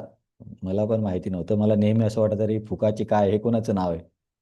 तर एका ठिकाणी 2-3 ठिकाणी मला असं भेटलं की बाबा हा, कोण सांगत होतं? मी प्रिया माता. हा, तर की बाबा हे फुकाचं म्हणजे आपण फुकट म्हणतो ना, किंवा विनामूल्य, की बाबा हे नाम घेण्यासाठी काही मूल्य लागत नाहीये म्हणून फुकाचे. की वदनी कवळ घेता नाम घ्या श्रीहरीचे, सहज हवन होते नाम घेता फुकाचे. तर तिथे हवनचा अर्थ हे पण घेऊ शकतो आपण, ते यज्ञ वगैरे आहे ना, त्याला यज्ञ हवन म्हणतात. तर फुकाचे म्हणजे की भगवंतांच्या नाम घेण्यासाठी तुम्हाला काही खर्च करायचा नाहीये. हं. काही काही लोक असं म्हणतात ना की तो असा बोलतो की जसं त्याला पैसे देऊन त्याचे शब्द विकत घ्यावे लागतील. म्हणजे खूपच कमी शब्द बोलणारा. परंतु याच्यापेक्षा जास्त सोपा मार्ग कोणता असेल? बघा, फक्त नाव घ्यायचं. नावामध्ये काहीच खर्च नाही. परंतु जे निष्काम कर्म किंवा सकाम कर्म करणारी लोक आहेत, ते मोठे मोठे यज्ञ करतात. किती खर्च होतो त्याच्यासाठी? आता मी रामायणमध्ये वाचत होतो, जेव्हा दशरथ महाराज यज्ञ करण्याची तयारी करतात, तर तिथं स्पष्ट लिहिलंय की येणाऱ्या प्रत्येक राजासाठी एक एक सेपरेट महल तयार करायचा. येणाऱ्या प्रत्येक ब्राह्मणासाठी वेगळा महल तयार करायचा. सामान्य जनतेसाठी राहण्याची व्यवस्था करायची. घोड्यांसाठी त्यांचे काही जे तबेला आहेत त्याची तयारी करायची. हत्तीसाठी म्हणजे विचार करा, त्या एका यज्ञासाठी किती राजे लोक येत असतील, म्हणजे तेवढे महल बनवायचे नवीन. आपल्यासारखं असं नाही की घरामध्ये 5-6 रूम आहेत, ही रूम त्याला दिली, ती रूम त्याला दिली, असं नाही. सर्व काही बनवतात. तर किती खर्चिक गोष्ट आहे. परंतु कधी कधी काय होतं की आपल्याला पण भक्तीचं महत्त्व समजत नाही, म्हणून खूप आपण लाईटली घेतो. नाही इतर मार्गाच्या तुलनेत विचार करा ना, म्हणजे किती सोपा मार्ग आहे. फक्त तुम्हाला खावं तर सगळ्यांनाच लागतं आणि आवडतं पण. त्याच्यामध्ये फक्त देवाचं नाव घ्यायचं. परंतु कर्मकांडी लोकांना एवढा खर्च करायला लागतो. योगी बिचारा ते ते अजून कमी कमी खात जातात. ज्ञानी लोक पण सर्व काही सोडून जंगलामध्ये, म्हणजे ते मार्ग वैदिक मार्गच आहेत, पण खूप शरीराला त्रास देणारे किंवा किचकट मार्ग आहेत. भक्तीसारखा सुखी मार्ग कोणताच नाही. म्हणून आपण 9व्या अध्यायात पहिल्या श्लोकात वाचलं होतं ना, राजविद्या राजगुह्यम पवित्रमिदमुत्तमम प्रत्यक्ष अवयवम धर्म्यम सुसुखम कर्तुम अव्ययम. भक्ती अशी आहे की करताना सुखाची अनुभूती होते. असं कोण व्यक्ती आहे की ज्याला चांगले पदार्थ खावेसे वाटत नाहीत, किंवा ज्याला इतर कुठं फिरायला जावं असं वाटत नाही, किंवा म्युझिक ऐकावं असं वाटत नाही, किंवा गोष्टी ऐकाव्याशी वाटत नाही, असं कोण व्यक्ती आहे? हं. परंतु असे बरेच लोक असतील की ज्याला जंगलात जाऊन राहायला आवडत नाही एकट्याला, किंवा ज्याला दिवसभर एका पायावर उभं राहायला आवडत नाही, किंवा असे बरेच लोक असतील की ज्यांच्याकडे क्षमता नाही एवढा खर्च करण्याची. परंतु भक्तीसाठी तसं नाहीये.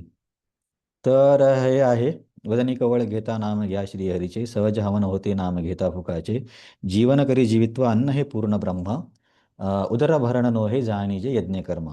तर या उदर या शब्दावरून मी हा एक याला काय म्हणतात, समर्थ रामदासांचे याला काय कशामध्ये म्हणतात, हे याला श्लोक म्हणतात का काय म्हणतात? मनाचे श्लोक. हे मनाचे श्लोक आहे का? हा, मग श्लोक त्याचा प्रकार आहे. हा मग मग श्लोकच असेल मग.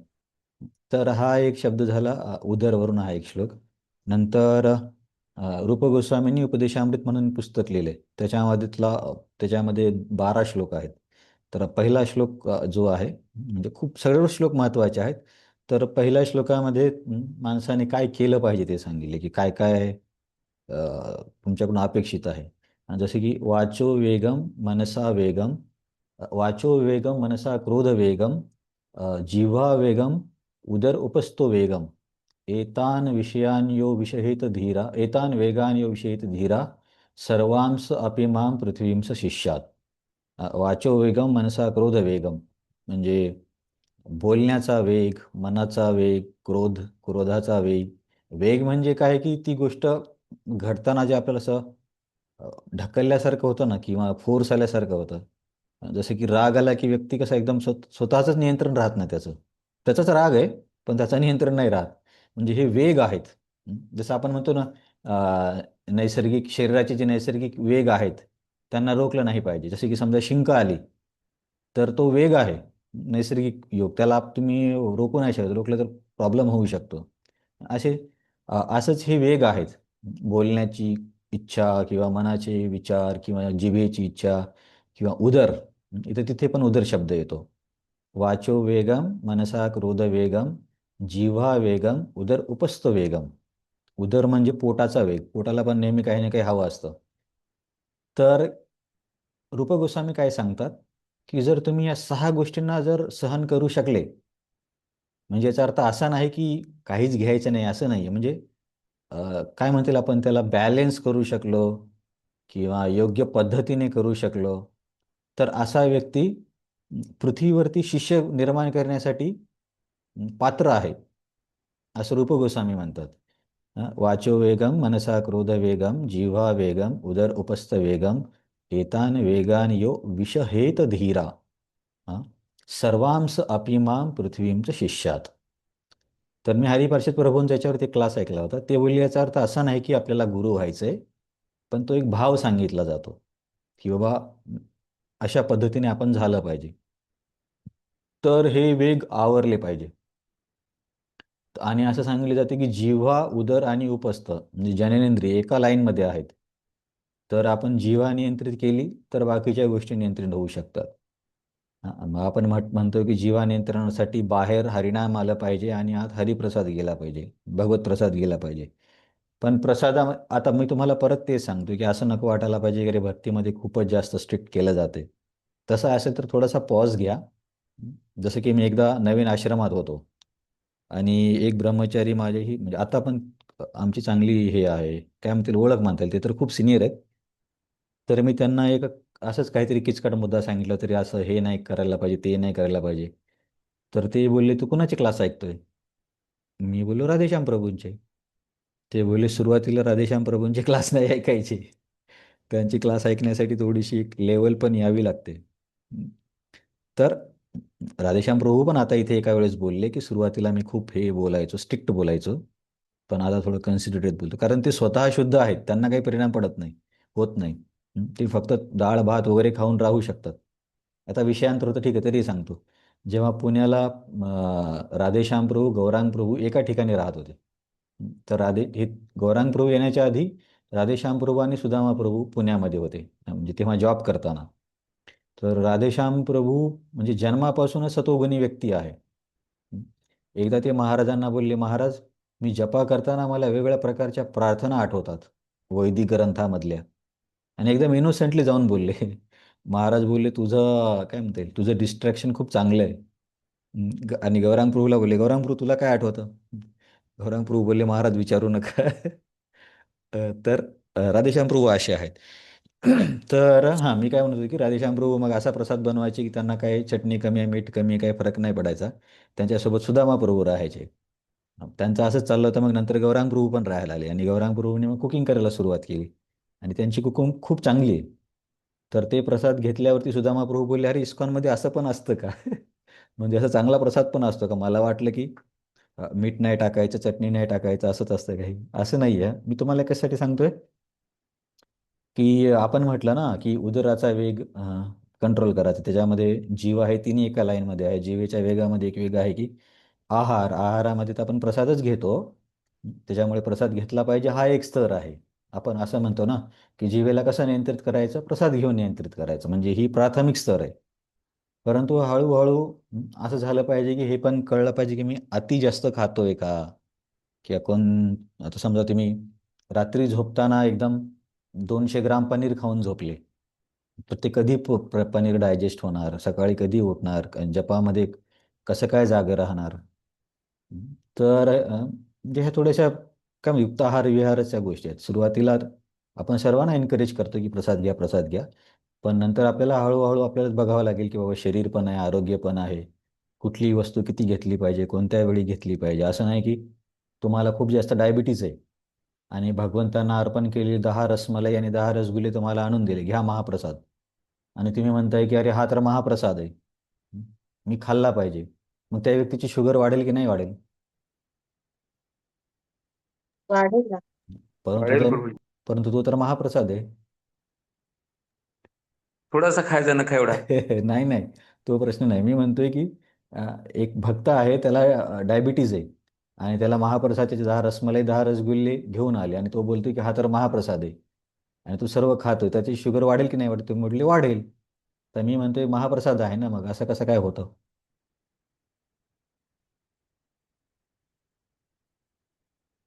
तर महाप्रसाद जरी असला, तरी जे या जगातले गुणधर्म किंवा नियम आहेत, अ, ते त्या पदार्थाकडून काय म्हणता येईल, ते लक्षण दाखवलं जातं.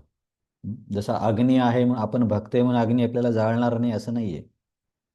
परंतु जे अतिशय काय म्हणता येईल, एकदम शुद्ध किंवा उच्च स्तरावरती असतात, त्यांच्यासोबत आपण तुलना नाही करू शकत, कारण ते काहीही करू शकतात. जसे की रघुनाथदास गोस्वामींनी स्वप्नामध्ये खीर खाल्ली होती. स्वप्नात नाही, चिंतनामध्ये खीर खाल्ली तर त्यांचं खऱ्यामध्ये पोट बिघडलं होतं. तर तशांबद्दल बोलत नाही. परंतु जे सर्वसामान्य व्यक्ती आहेत, प्रसादाच्या नावाखाली कितीही काहीही घेणं योग्य नाहीये. आता बघा, आश्रमामध्ये आम्ही आताच सर्वांचे ब्लड टेस्ट केले. तर बऱ्याच लोकांचं कोलेस्ट्रॉल वाढले, शुगर वाढले. आता श्रीधर प्रभू अभ्यास करतायत. मी इंजेक्शन विटॅमिनचे दिले आणि आता ते मीटिंग घेऊन सांगणार आहेत की बाबा तुम्हाला वजन कमी करावं लागेल, हे कमी खावं लागेल, कारण तुमचं लिव्हरमध्ये फॅट जमा होती, काही लोकांना साखर कोलेस्ट्रॉल होतोय. श्रीधर प्रभूंना त्यांच्या एका हृदयरोगतज्ञ मित्राने सांगितलं की एवढे एवढे कोलेस्ट्रॉल असेल तर सगळ्यांना त्या कोलेस्ट्रॉलच्या गोळ्या देऊन टाक, कारण नंतर खूप प्रॉब्लेम होतो. तर मी काय सांगतोय की बाबा ठीक आहे, उदरावरून आपण हे घेतलं की आपण म्हणतो हे नियंत्रित करण्यासाठी हरिनाम आणि प्रसाद घ्यायचा, पण प्रसादामध्ये पण असं नाही की काहीही केलं तरी माझ्यावरती काहीच होणार नाही, असं नाही. जे नियम आहेत भौतिक ते भक्तावरती पण लागू होतात आणि सामान्य व्यक्तीवरती पण लागू होतात. हां, आणि मी काय करतो की दररोज आमच्या इथल्या ब्रह्मचारी ग्रुपमध्ये एक एक व्हिडिओ पाठवतो, म्हणजे मेडिकल सायन्सचा. जसं की मी काल व्हिडिओ पाठवला होता की बाबा आपल्याला डायबिटीज कसा होतो. जसं तुम्हाला डिटेल सांगत नाही, तो एक व्हिडिओ होता. आणि कालच कालच गुढीपाडवा होता ना, काल गुढीपाडव्याच्या आश्रममध्ये पुरणपोळ्या आल्या होत्या. तर त्याच्यानंतर मी हा व्हिडिओ पाठवला. तर मला वाटलं अरे म्हणजे काय बोलत असतील बाबा बाकीचे. तर असं मी अ, आहाराशी रिलेटेड किंवा आरोग्याशी रिलेटेड पाठवतो. तर मला हे सांगायचं आहे उदर शब्दावरून की कसंही कितीही करणं योग्य नाही आहे. महाप्रसाद जरी असला तरी युक्त आहार विहारस्य हे वरचं प्रिन्सिपल आहे. महाप्रसादाचा अपमान नाही करत आपण, पण असं नाही की कितीही खात. जसं की एकदा प्रभुपादांचे शिष्य खूप सारा प्रसाद घेत होते, म्हणजे खूपच खात होते. तर प्रभुपाद बोलले, अरे एवढं नाही खायचं. तर ते बोलले, अरे प्रभुपाद आम्ही तुमच्याकडे आलो तेव्हा तुम्हीच बोलले की गळ्यापर्यंत खायचं, आणि आता तुम्ही म्हणताय की एवढं नाही खायचं. तर प्रभुपाद त्यांना बोलले की तेव्हा गळ्यापर्यंत खा असा म्हणणारा व्यक्ती मीच होतो, आणि आता कमी खा असा म्हणणारा व्यक्ती मीच आहे. हं. जेव्हा तसं तुम्ही जसं माझं तेव्हा ऐकलं तसं आता पण ऐकावं लागेल. प्रभुपाद बोलले होते नंतर बॉइलिंग द मिल्क. की बॉइलिंग द मिल्क म्हणजे काय, की बाबा आता आपण प्रचार करून खूप साऱ्या लोकांना इस्कॉनमध्ये घेऊन आलोय, म्हणजे दूध खूप सारं जमा केलंय, परंतु दुधाला घोटणे म्हणतात ना, कंडेन्स करणं. तसं आता या सर्व भक्तांना आपल्याला कंडेन्स करावं लागेल. कंडेन्स करावं लागेल म्हणजे त्यांच्या सवयीमधल्या सुधारणा, त्यांच्या साधना सुधारणा, आधीचे जे काही मागचे संस्कार असतील त्याच्यापासून बचाव. घेताना ते सर्वाला चलो इस्कॉन चलो, प्रोग्राम में आओ, सत्संग में आओ, सगळ्याला घेऊन आले. प्रभुपाद बोलले आता टाईम आहे boiling the milk. Boiling the milk म्हणजे पुढे आणखीन थोडंसं गांभीर्याने. हां, तर हे उदर या शब्दावरून होतं. तर ठीक आहे, जास्त काही श्लोक घेण्यात फायदा नाही आहे. तुमचा काही प्रश्न असेल तर विचारत जा. हां, अरे कुठे गेला? पुढचा श्लोक आपण गावे. तर मी काय लिहिलं, सर्वत्र त्या रूपाचे हात उदर नेत्र दिसत होते, पण त्या रूपाचा आदी मध्य आणि अंत दिसत नव्हता. हां, सहस्र शीर्ष पुरुषामध्ये हां, हे थोडंसं किचकट आहे, हे नको घ्यायला. काही ठिकाणी असं वर्णन आहे की हे महाविष्णूचंच रूप आहे म्हणून. ते तुम्हाला नंतर कधी सांगेल. तर आता हा आपण श्लोक क्रमांक 17 गाऊया. श्लोक क्रमांक 17. किरीटिनां गदीनां चक्रिणां च किरीटिनं गदिनं चक्रिणं च तेजो राशिं सर्वतः दीप्तिमन्तम्. तेजो राशि सर्वत्र दीप्तिमन्तं पश्यामि त्वां दुर्निरीक्ष्य समन्तात्. पश्यामि त्वां सुमन्ता दीप्तानलार्कद्युतिमप्रमेयम्. अनल्कत्वदुतिप्रमेयम्. तर हे काय चालू आहे? हं? अर्जुनने हात जोडले आणि त्याच्यानंतर तो भगवंतांना सांगतोय मी काय काय बघतोय. जसं मागच्या श्लोकात सांगितले डोळे, हात, पाय वगैरे. तसंच असा चर्चेचा पुढचा भाग आहे की तेच अर्जुन सांगतोय हात जोडून मी काय बघतोय. म्हणजे सीन असा आहे की अर्जुन रथावरती आहे, दोन्ही हात जोडलेत आणि भगवंतांकडे बघतोय, आणि भगवंतांमध्ये त्याला विश्वरूप दिसतंय. बाकीच्यांना दिसत नाहीये. विश्वरूप दिसतंय, आणि आणि अर्जुन भगवंतांना सांगतोय की मी काय काय बघतोय. आणखीन कोण विश्वरूप बघू शकत होते पुढे येणार आहे, पण त्या युद्धक्षेत्रावरचं कोणी बघत नव्हतं. तर अर्जुन म्हणतोय की मी बघतोय की बाबा तुमच्या तुमचे रूप अत्यंत पुंज असल्याने ते पाहणे कठीण आहे. तरीही ठीक आहे, आधी पुढच्या 2 वळीचा अर्थ घेऊया, मग मागे येऊ द्या. तर अर्जुन काय म्हणतो की बाबा, तेजो राशी सर्वतः दीप्तिमंतम पश्यामि त्वां दुर्निरीक्ष्य समंतात दीप्त अनल अनल अर्क अद्युतीम अप्रमेयम. की तुमच्या या ज्या रूपामध्ये, तुम्ही जे हे रूप जे मी बघतोय आता, त्या रूपामध्ये खूप सारा प्रकाश आहे. आणि समजा एखाद्या वस्तूकडे खूप प्रकाश येत असेल तर ते बघता येत नाही आपल्याला. जसं की तुम्ही कधी बघितलं असेल, जी ट्रेन असते, ट्रेन, तिचा लाईट खूप जास्त पॉवरफुल असतो. तर त्याच्याकडे बघितलं तर पटकन म्हणजे समजत नाही आजूबाजूला काय आहे. किंवा तुम्ही ड्रायव्हिंगमध्ये पण बघितलं असेल की अचानक प्रकाश पडल्यावरती कसं होतं. तर इथे तर हजारो सूर्याचा प्रकाश दिसतोय. तर कशी परिस्थिती असेल, म्हणजे काय दिसणार त्या व्यक्तीला. तर अर्जुन म्हणतोय की खूप सारा प्रकाश दिसतोय आणि एवढ्या प्रकाशामुळे नेमकं तुम्हाला कसं बघायचं हे समजत नाहीये. आणि असं वाटतंय की सर्वत्र अग्नी पेटलाय. अ, दीप्त अनल अर्क, असं वाटतंय सर्वत्र अग्नी आहे. आणि हे रूप एवढं जास्त तेजस्वी आहे की कसं याला बघायचं, म्हणजे कसं मी दृष्टीमध्ये त्याला घेऊ हेच कळत नाही. पण तरी सुद्धा मी काय बघतोय ते सांगतोय. तरी काय बघतोय? तरीही, बघा, तरी हा शब्द दिलाय. तुमचे रूप अत्यंत तेजपुंज असल्याने ते पाहणे कठीण आहे. हे तेज प्रज्वलित अग्नी किंवा सूर्याच्या अपरिमित तेजाप्रमाणे सर्वत्र व्यापलेले आहे. तरीही अनेक मुकुट, गदा आणि चक्रांनी सुशोभित झालेले हे कांतिमान रूप मी सर्वत्र पाहत आहे. इथला आशय काय आहे की हे रूप खूप जास्त तेजस्वी आहे आणि बघणं कठीण आहे. तरीही अर्जुन म्हणतोय की मी काय बघू शकतोय आता. किरीटिनम गदिनम चक्रिनम च. च म्हणजे आणि, आपण म्हणतो ना वगैरे, असं 2-3 शब्द सांगतात.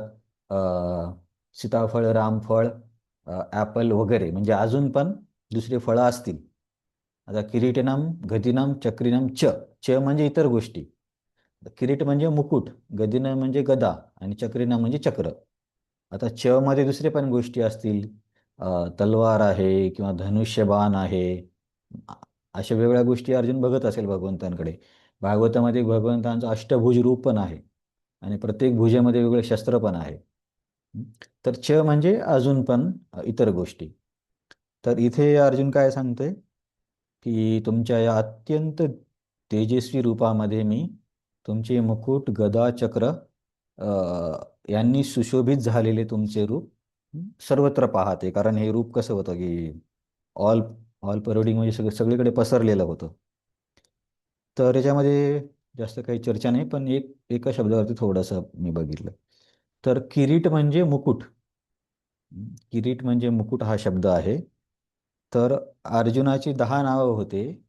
त्या 10 नावापैकीच एक नाव होतं किरीटी.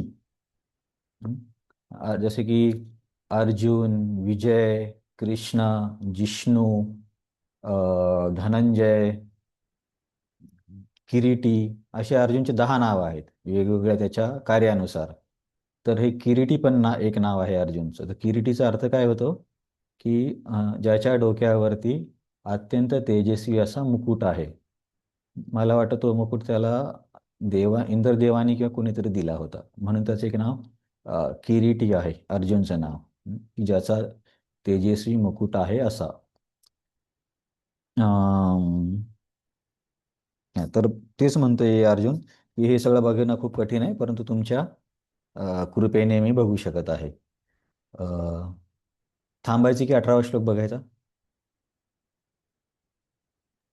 जय प्रभूजी.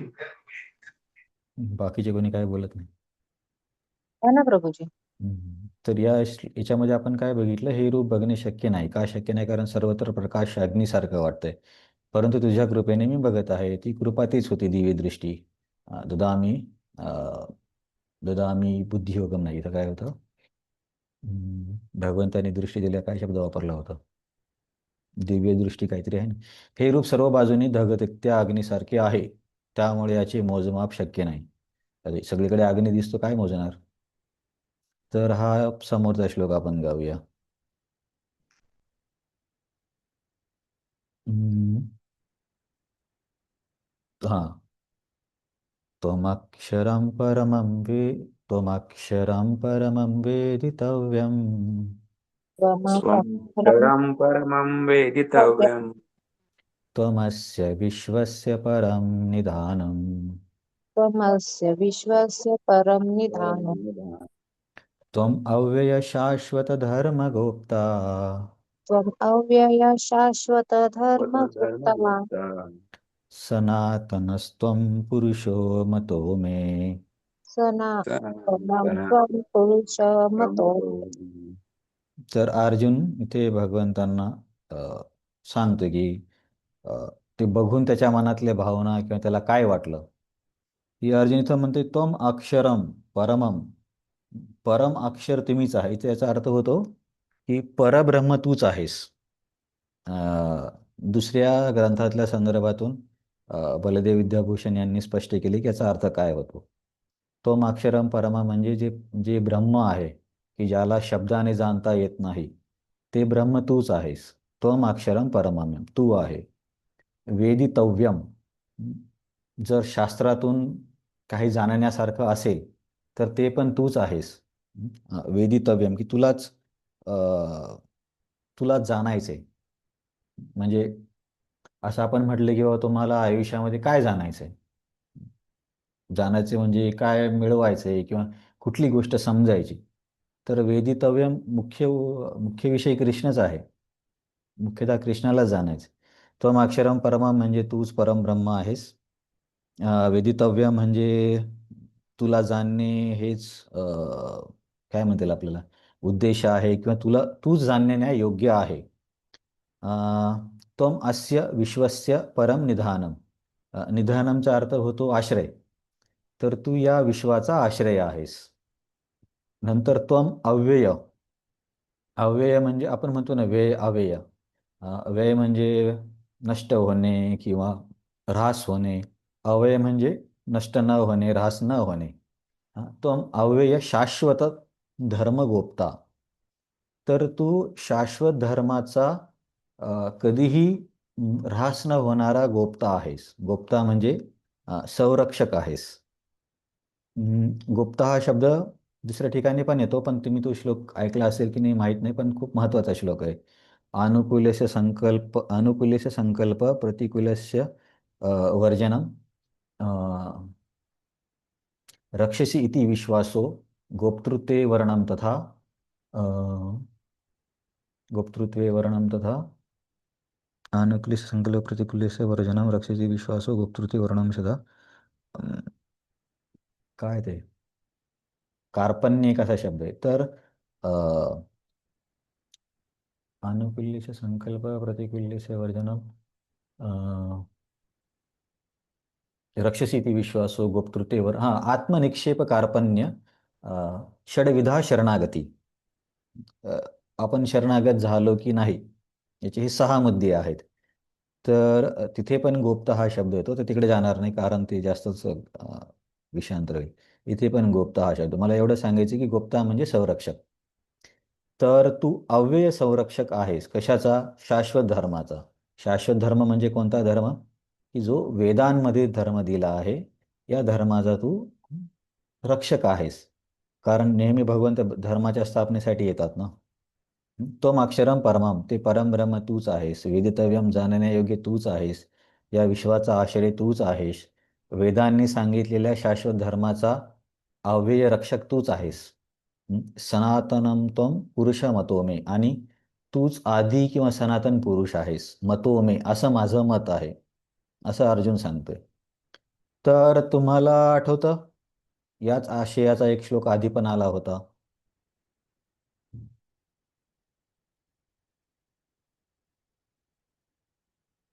याच अध्यायामध्ये जेव्हा भगवंतांनी अर्जुनला चतुश्लोकी गीता सांगितली आणि ते सगळं वर्णन ऐकून मग अर्जुन सांगतो की बाबा माझं काय मत आहे. तिथे पण बघा अर्जुन म्हणतो परम ब्रह्म परम धाम पवित्रम परमं भवाम आदिदेवम अजम विभुम. तिथे पण हे शब्द वापरतो ना. तूच परमब्रह्म आहेस, तू परमधाम आहेस. त्वम अक्षरम परम म्हणजे परमब्रह्म. त्वम परमधाम धाम म्हणजे अ, आश्रय. त्वमस्य विश्वस्य परम निधानम. ह्या त्या श्लोकामध्ये पण येतं आणि 9व्या अध्यायामध्ये पण एक श्लोक येतो. गतिर्भर्ता प्रभू साक्षी निवास शरणम सुहृत. निवास शरणम सुहृत. तिथे पण हे शब्द येतात त्या 9व्या अध्यायातल्या श्लोकामध्ये. तर वेदांनी सांगितलं त्याला धर्म म्हणायचं असं कुठे आहे याचा एक संदर्भ आहे. म्हणजे ते आता हे तर सिद्धच आहे, वेदच धर्म आहेत, पण वेदाला धर्म म्हटलं असं कुठं सांगितलं तर मला फक्त हेच आठवलं. स्पष्टीकरण कसं दिलं जाईल तर तर आपण असं पण म्हणतो ना, वेद भगवंतांच्या मुखातून वगैरे आले. तर जेव्हा हे वेदांमधले शब्द म्हणजे धर्म आहे, याचा प्रसंग असा आहे की जेव्हा अजामिलला घेऊन जाण्यासाठी ते यमदूत येतात, 3 यमदूत येतात. 3 येतात की 4 येतात? 3 येतात ना? किती येतात? अरे मी आता 3 तर गणपतीचे. मी तुम्हाला आता तरी व्हिडिओ पाठवला होता ना. 3 का येतात? कारण काया मनसा वाचा या तिन्ही पद्धतीने त्याने पाप केलं होतं म्हणून 3 येतात. असं एका आचार्यांचं स्पष्टीकरण आहे. तर ते 3 येतात आणि त्यांच्या यमपाशाने त्याचा आत्मा घेऊन जाताना विष्णुदूत येतात. किती विष्णुदूत येतात? 4. 4 का येतात? हं? कारण एका आचार्याने सांगितले की नारायण याच्यामध्ये 4 अक्षर आहेत म्हणून 4 विष्णुदूत येतात. आता ही रसिक कॉमेंट्री असेल कदाचित, परंतु असं मी ऐकलंय. मनसा वाचा गिराने पाप केल्यामुळे 3 यमदूत आणि 4 अक्षरी नारायणाचं उच्चारण केल्यामुळे 4 विष्णुदूत येतात. तर जेव्हा ते यमपाशाने ते अजामिलचा आत्मा शरीरातून ओढून घेऊन जात होते, तेव्हा हे विष्णुदूत त्यांचा यमपाश तोडतात. तर या जगाच्या हिस्ट्रीमध्ये म्हणजे या विश्वाच्या हिस्ट्रीमध्ये आणि त्या यमदूतांच्या नोकरीच्या काळामध्ये म्हणजे जेवढे युग त्यांनी नोकरी केली असेल असं कधीच झालं नव्हतं. की बाबा कुणाला घेऊन यायला गेले आणि त्यांचा यमपाशच कोणीतरी तोडला. तर त्यांना ते एकतर पहिले स्वीकार करायलाच कठीण जात होतं. अरे असं कसं काय होऊ शकतं? म्हणजे तुम्ही विचार करा ना, एखादी गोष्ट कधीच घडली नाही. समजा आता कशाचं उदाहरण देऊ? अं, उदाहरण पण जसं देता येतं. समजा एखादा मोठा अधिकारी आहे आणि तो नेहमी एक गोष्ट करत राहतो. त्याच्यासाठी म्हणजे सगळ्यांना माहिती की बाबा हा ही गोष्ट करतो. पण नंतर कोणीतरी येऊन त्याला बोललं की नाही ही तू गोष्ट करायची नाही. तर त्याला हे कळणार नाही, अरे अच्छा मी तर नेहमी हे करत असं हे कोण सांगतंय? म्हणजे त्याच्यापेक्षा कोणीतरी मोठा असला पाहिजे. परंतु यमदूतांना अजामिलच्या प्रसंगापर्यंत हे माहीत नव्हतं की यमराजपेक्षा पण कोणी मोठा आहे. असं वर्णन आहे अजामिलच्या कथेमध्ये. तर म्हणजे त्यांना असं कोणी कधीही अडवलं नाही, त्यांना कधी असे असे लोक पण दिसले नाही. म्हणून ते काय म्हणतात, अरे तुम्ही दिसायला तर एवढे सुंदर आहात, मग तुम्ही असे पापी का वागताय? एवढे सुंदर दिसणारे तुम्ही देवांसारखे दिसताय, तुम्ही देव आहात, गंधर्व आहात, कोण आहात? आणि अजामिलला का वाचवताय? तर ते एवढे असे कन्फ्यूज होतात. मग ते म्हणतात की विष्णुदूत विचारतात की तुम्ही अजामिलला का घेऊन जाताय? ते बोलतात अजामिलने खूप पाप केले. तुम्हाला कसं कळलं? तिथे पाप करतात म्हटलं ना, मग तेव्हा विष्णुदूत म्हणतात की अरे यमराज तर धर्मराजा आहे आणि धर्माच्या याच्यामध्येच राज्यामध्येच अधर्म होतोय. तेव्हा मग विष्णुदूत म्हणतात तुम्ही जर खरेच यमदूत असाल म्हणजे यमाचे दूत म्हणजे धर्मराजाचे दूत, तर तुम्हाला धर्म म्हणजे काय ते माहीत असलं पाहिजे. अ? तुम्ही जर खरेच पोलीस असले तर त्यांना काही हे असतं ना, मी काय ऐकलं होतं कोणता तरी नंबर वगैरे माहीत असला पाहिजे. पोलीसचं आणखीन एक कुणाचं तरी होतं. नंबर हा बक्कल नंबर. हा बक्कल नंबर पण असतो आणि हा रेल्वेमध्ये पण असतं. जर कोणी बोललं मी रेल्वेचा कर्मचारी आहे तर त्यांचं पण ते डिव्हिजन तिथला एक नंबर दिलेला असतो. हं. तर मग कळतं की बाबा हा व्यक्ती तिथला आहे. तर तसं विष्णुदूत यमदूतांना म्हणतात की अरे यमराज तर धर्मराज आहे, धर्माची सभा आहे आणि त्यांचे सेवक हे अधर्मी कसे काय? हं. आणि तुम्ही जर खरंच धार्मिक असाल तर धर्म कशाला म्हणतात ते सांगा. असं बोलल्यावरती यमदूत लगेच बोलायला लागतात. वेद प्रणीतो धर्मो ही अधर्मस्तद विपर्यय वेदो नारायण साक्षात स्वयंभूरिती शुश्रुमा. म्हणजे विचार करा एवढं काय म्हणता येईल आता, कनिष्ठ तर नाही म्हणता येणार, म्हणजे एवढं काय म्हणता येईल, एवढं थोडं कष्टदायक काम करणाऱ्या लोकांना पण धर्म म्हणजे काय माहिती होतं. आणि आता एकदम 4-5 PhD केलेल्या लोकांना पण धर्म म्हणजे काय कळणार नाही. तर त्यांनी स्पष्ट सांगितले, त्यांना एकदम शिकवलं होतं यमराजजीने, एवढं एवढं काय करायचं, कसं करायचं. वेदप्रणीतो धर्मो, यमदूतांनो जे काही वेदात सांगितले तो धर्म आहे. आणि मग अधर्म कशाला म्हणायचं, ही अधर्मस्तद विपर्यय, त्याच्या विरुद्ध कोणी काही वागले तर त्याला अधर्म. त्यांच्याकडे एक सिंपल फॉर्म्युला होता, व्यक्तीची वागणूक बघायची, वेदानुसार आहे का, आहे सोडा, नाही का, हां म्हणजे हा अधर्म, त्याला पकडा घेऊन जा. एवढं त्यांना ब्लॅक अँड व्हाईट माहिती होतं. आतले खाच खळगे माहिती नव्हते, जे की आता विष्णुदूत सांगतील. ते काय म्हणतात, वेदप्राणे ही तो धर्म ही अधर्मच तद्विपर्यय, वेदात सांगितला तो धर्म आहे, वेदांमध्ये जे सांगितले त्याच्या विरुद्ध आचरण करणं हे अधर्म आहे. आणि वेदांची निर्मिती कुठून झाली, वेदो नारायण साक्षात, हे नारायणापासून निर्मिती झाली. आता त्यांना नारायणबद्दल पण किती माहिती होती ती डाऊटफुल होतं, पुढे येईल ते. आणि मग तुम्ही म्हणता नाही तुम्ही खरेच यमराजाचे दूत आहात का, सांगा धर्माची व्याख्या. तर ही व्याख्या सांगताना ते शेवटची वेळ म्हणतात, स्वयंभृती शश्रुमा, हे आम्ही सगळं यमराजकडून ऐकलंय, आम्ही आमच्या मनाने बोलत नाही, आम्हाला पण धर्म येतो. तुम्हालाच नॉलेज आहे असं वाटतं का? तर मग तिथे मग विष्णुदूत त्यांना बरेच हे देतात, स्पष्टीकरण देतात, की अरे बाबा, धर्म आहे, परंतु हरिनाम हे सर्वोच्च आहे. धर्माचे पण प्रकार आहेत, धर्माचे पण स्तर आहेत. आणि अजामिलने ज्या क्षणी पहिल्यांदा नारायण असा शब्द उच्चारला होता, त्या क्षणी त्याचे सर्व पाप नष्ट झाले होते. त्याच्यानंतर तो जे काही नारायण नारायण उच्चारत होता ते केवळ त्याची सुकृती जमा होत होती. आणि तुम्ही म्हणताय की आता हा तो मरताना त्याने नाव घेतलं, मरताना सोडून द्या, त्याने आधी नाव घेतले तेव्हाच तो पुण्यात्मा झाला, धर्मात्मा झाला, असं विष्णुदूत यमदूतांना म्हणतात. तर आता यमदूत बिचारे काय करणार, हे तर एवढे शक्तिशाली पण दिसत आहेत, यमपाश पण तोडलाय, बोलू पण देत नाहीत, शास्त्र पण खूप आणखीन सखोल सांगतायत. तर हा विषयांतर होतं, तरी पण मी तुम्हाला सांगतो, हे यमदूत परत जातात यमराजांकडे.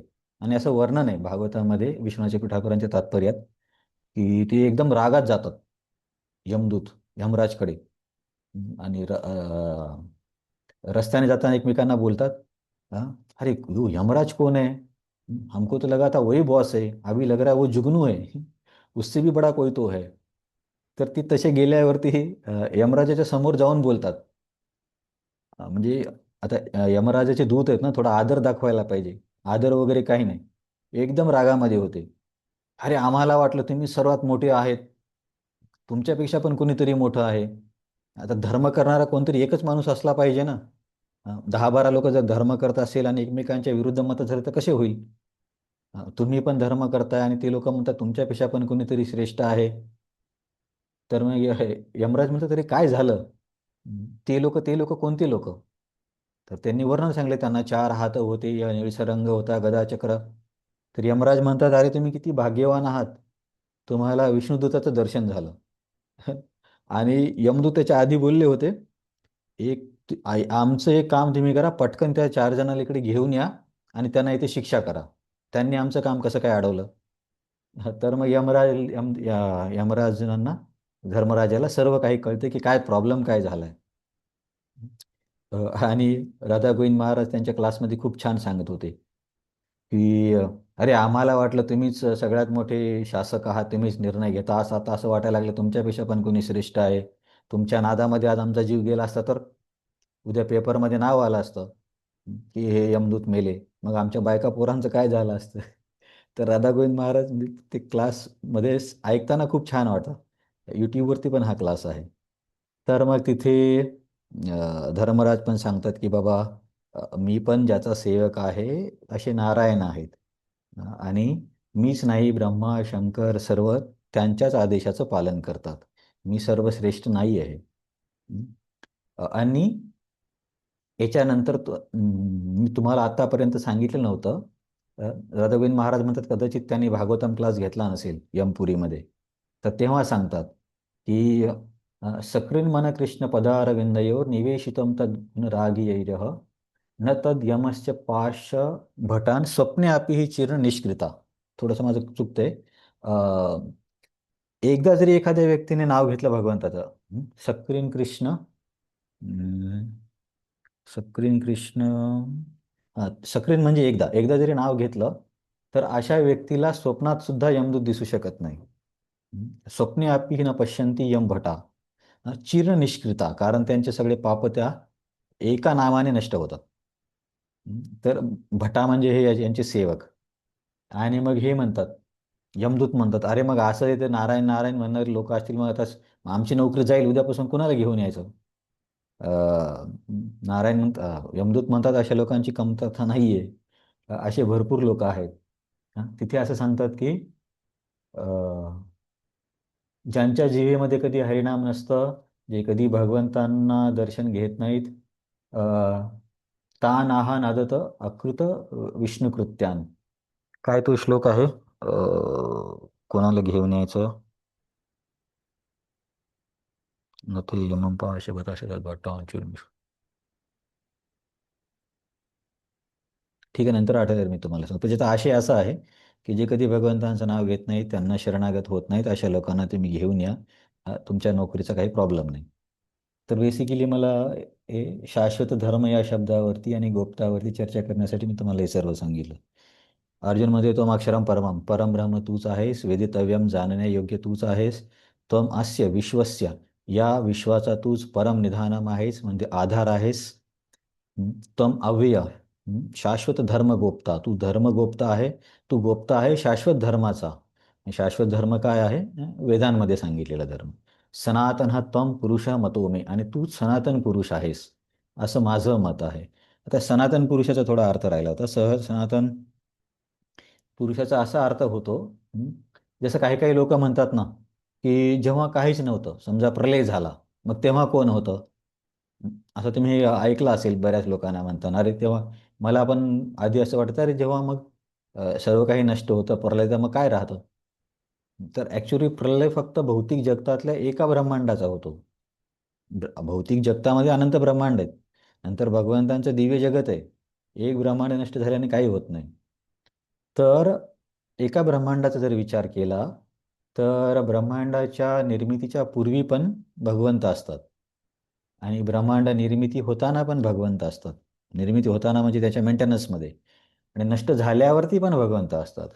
जसे की भागवतामध्ये एक श्लोक येतो, अहम एवासम एवाग्रे नान्यत तदसत परम पश्चात अहम एतस्य यो शिष्यत अव्ययम. अहम एवासम एवाग्रे, अग्रे म्हणजे सुरुवातीला मीच होतो, मध्यकाळामध्ये मीच आहे, आणि या विश्वाच्या विनाशानंतर पण मीच राहणार आहे. तर अर्जुन त्या अर्थाने भगवंतांना म्हणतोय, सनातन हा त्वम पुरुषो मतो मे, तू असा सनातन पुरुष आहेस, आदी मध्य आणि अंतमध्ये असणारा. कुठे गेला? तूच ब्रह्मन आहेस. हे बघा, तूच ब्रह्मन आहेस म्हणून मी तुम्हाला बोललो होतो, तो एक श्लोक आहे ना, परम ब्रह्म परम धाम, विश्वाचा आधार तूच आहेस, निधानम, तू अव्यय आहेस आणि धर्मरक्षक आहेस, तू पुराण पुरुष आहेस. तर कुठले पण, तर आता आपण थांबू इथे, 18व्या श्लोकापर्यंत आलो.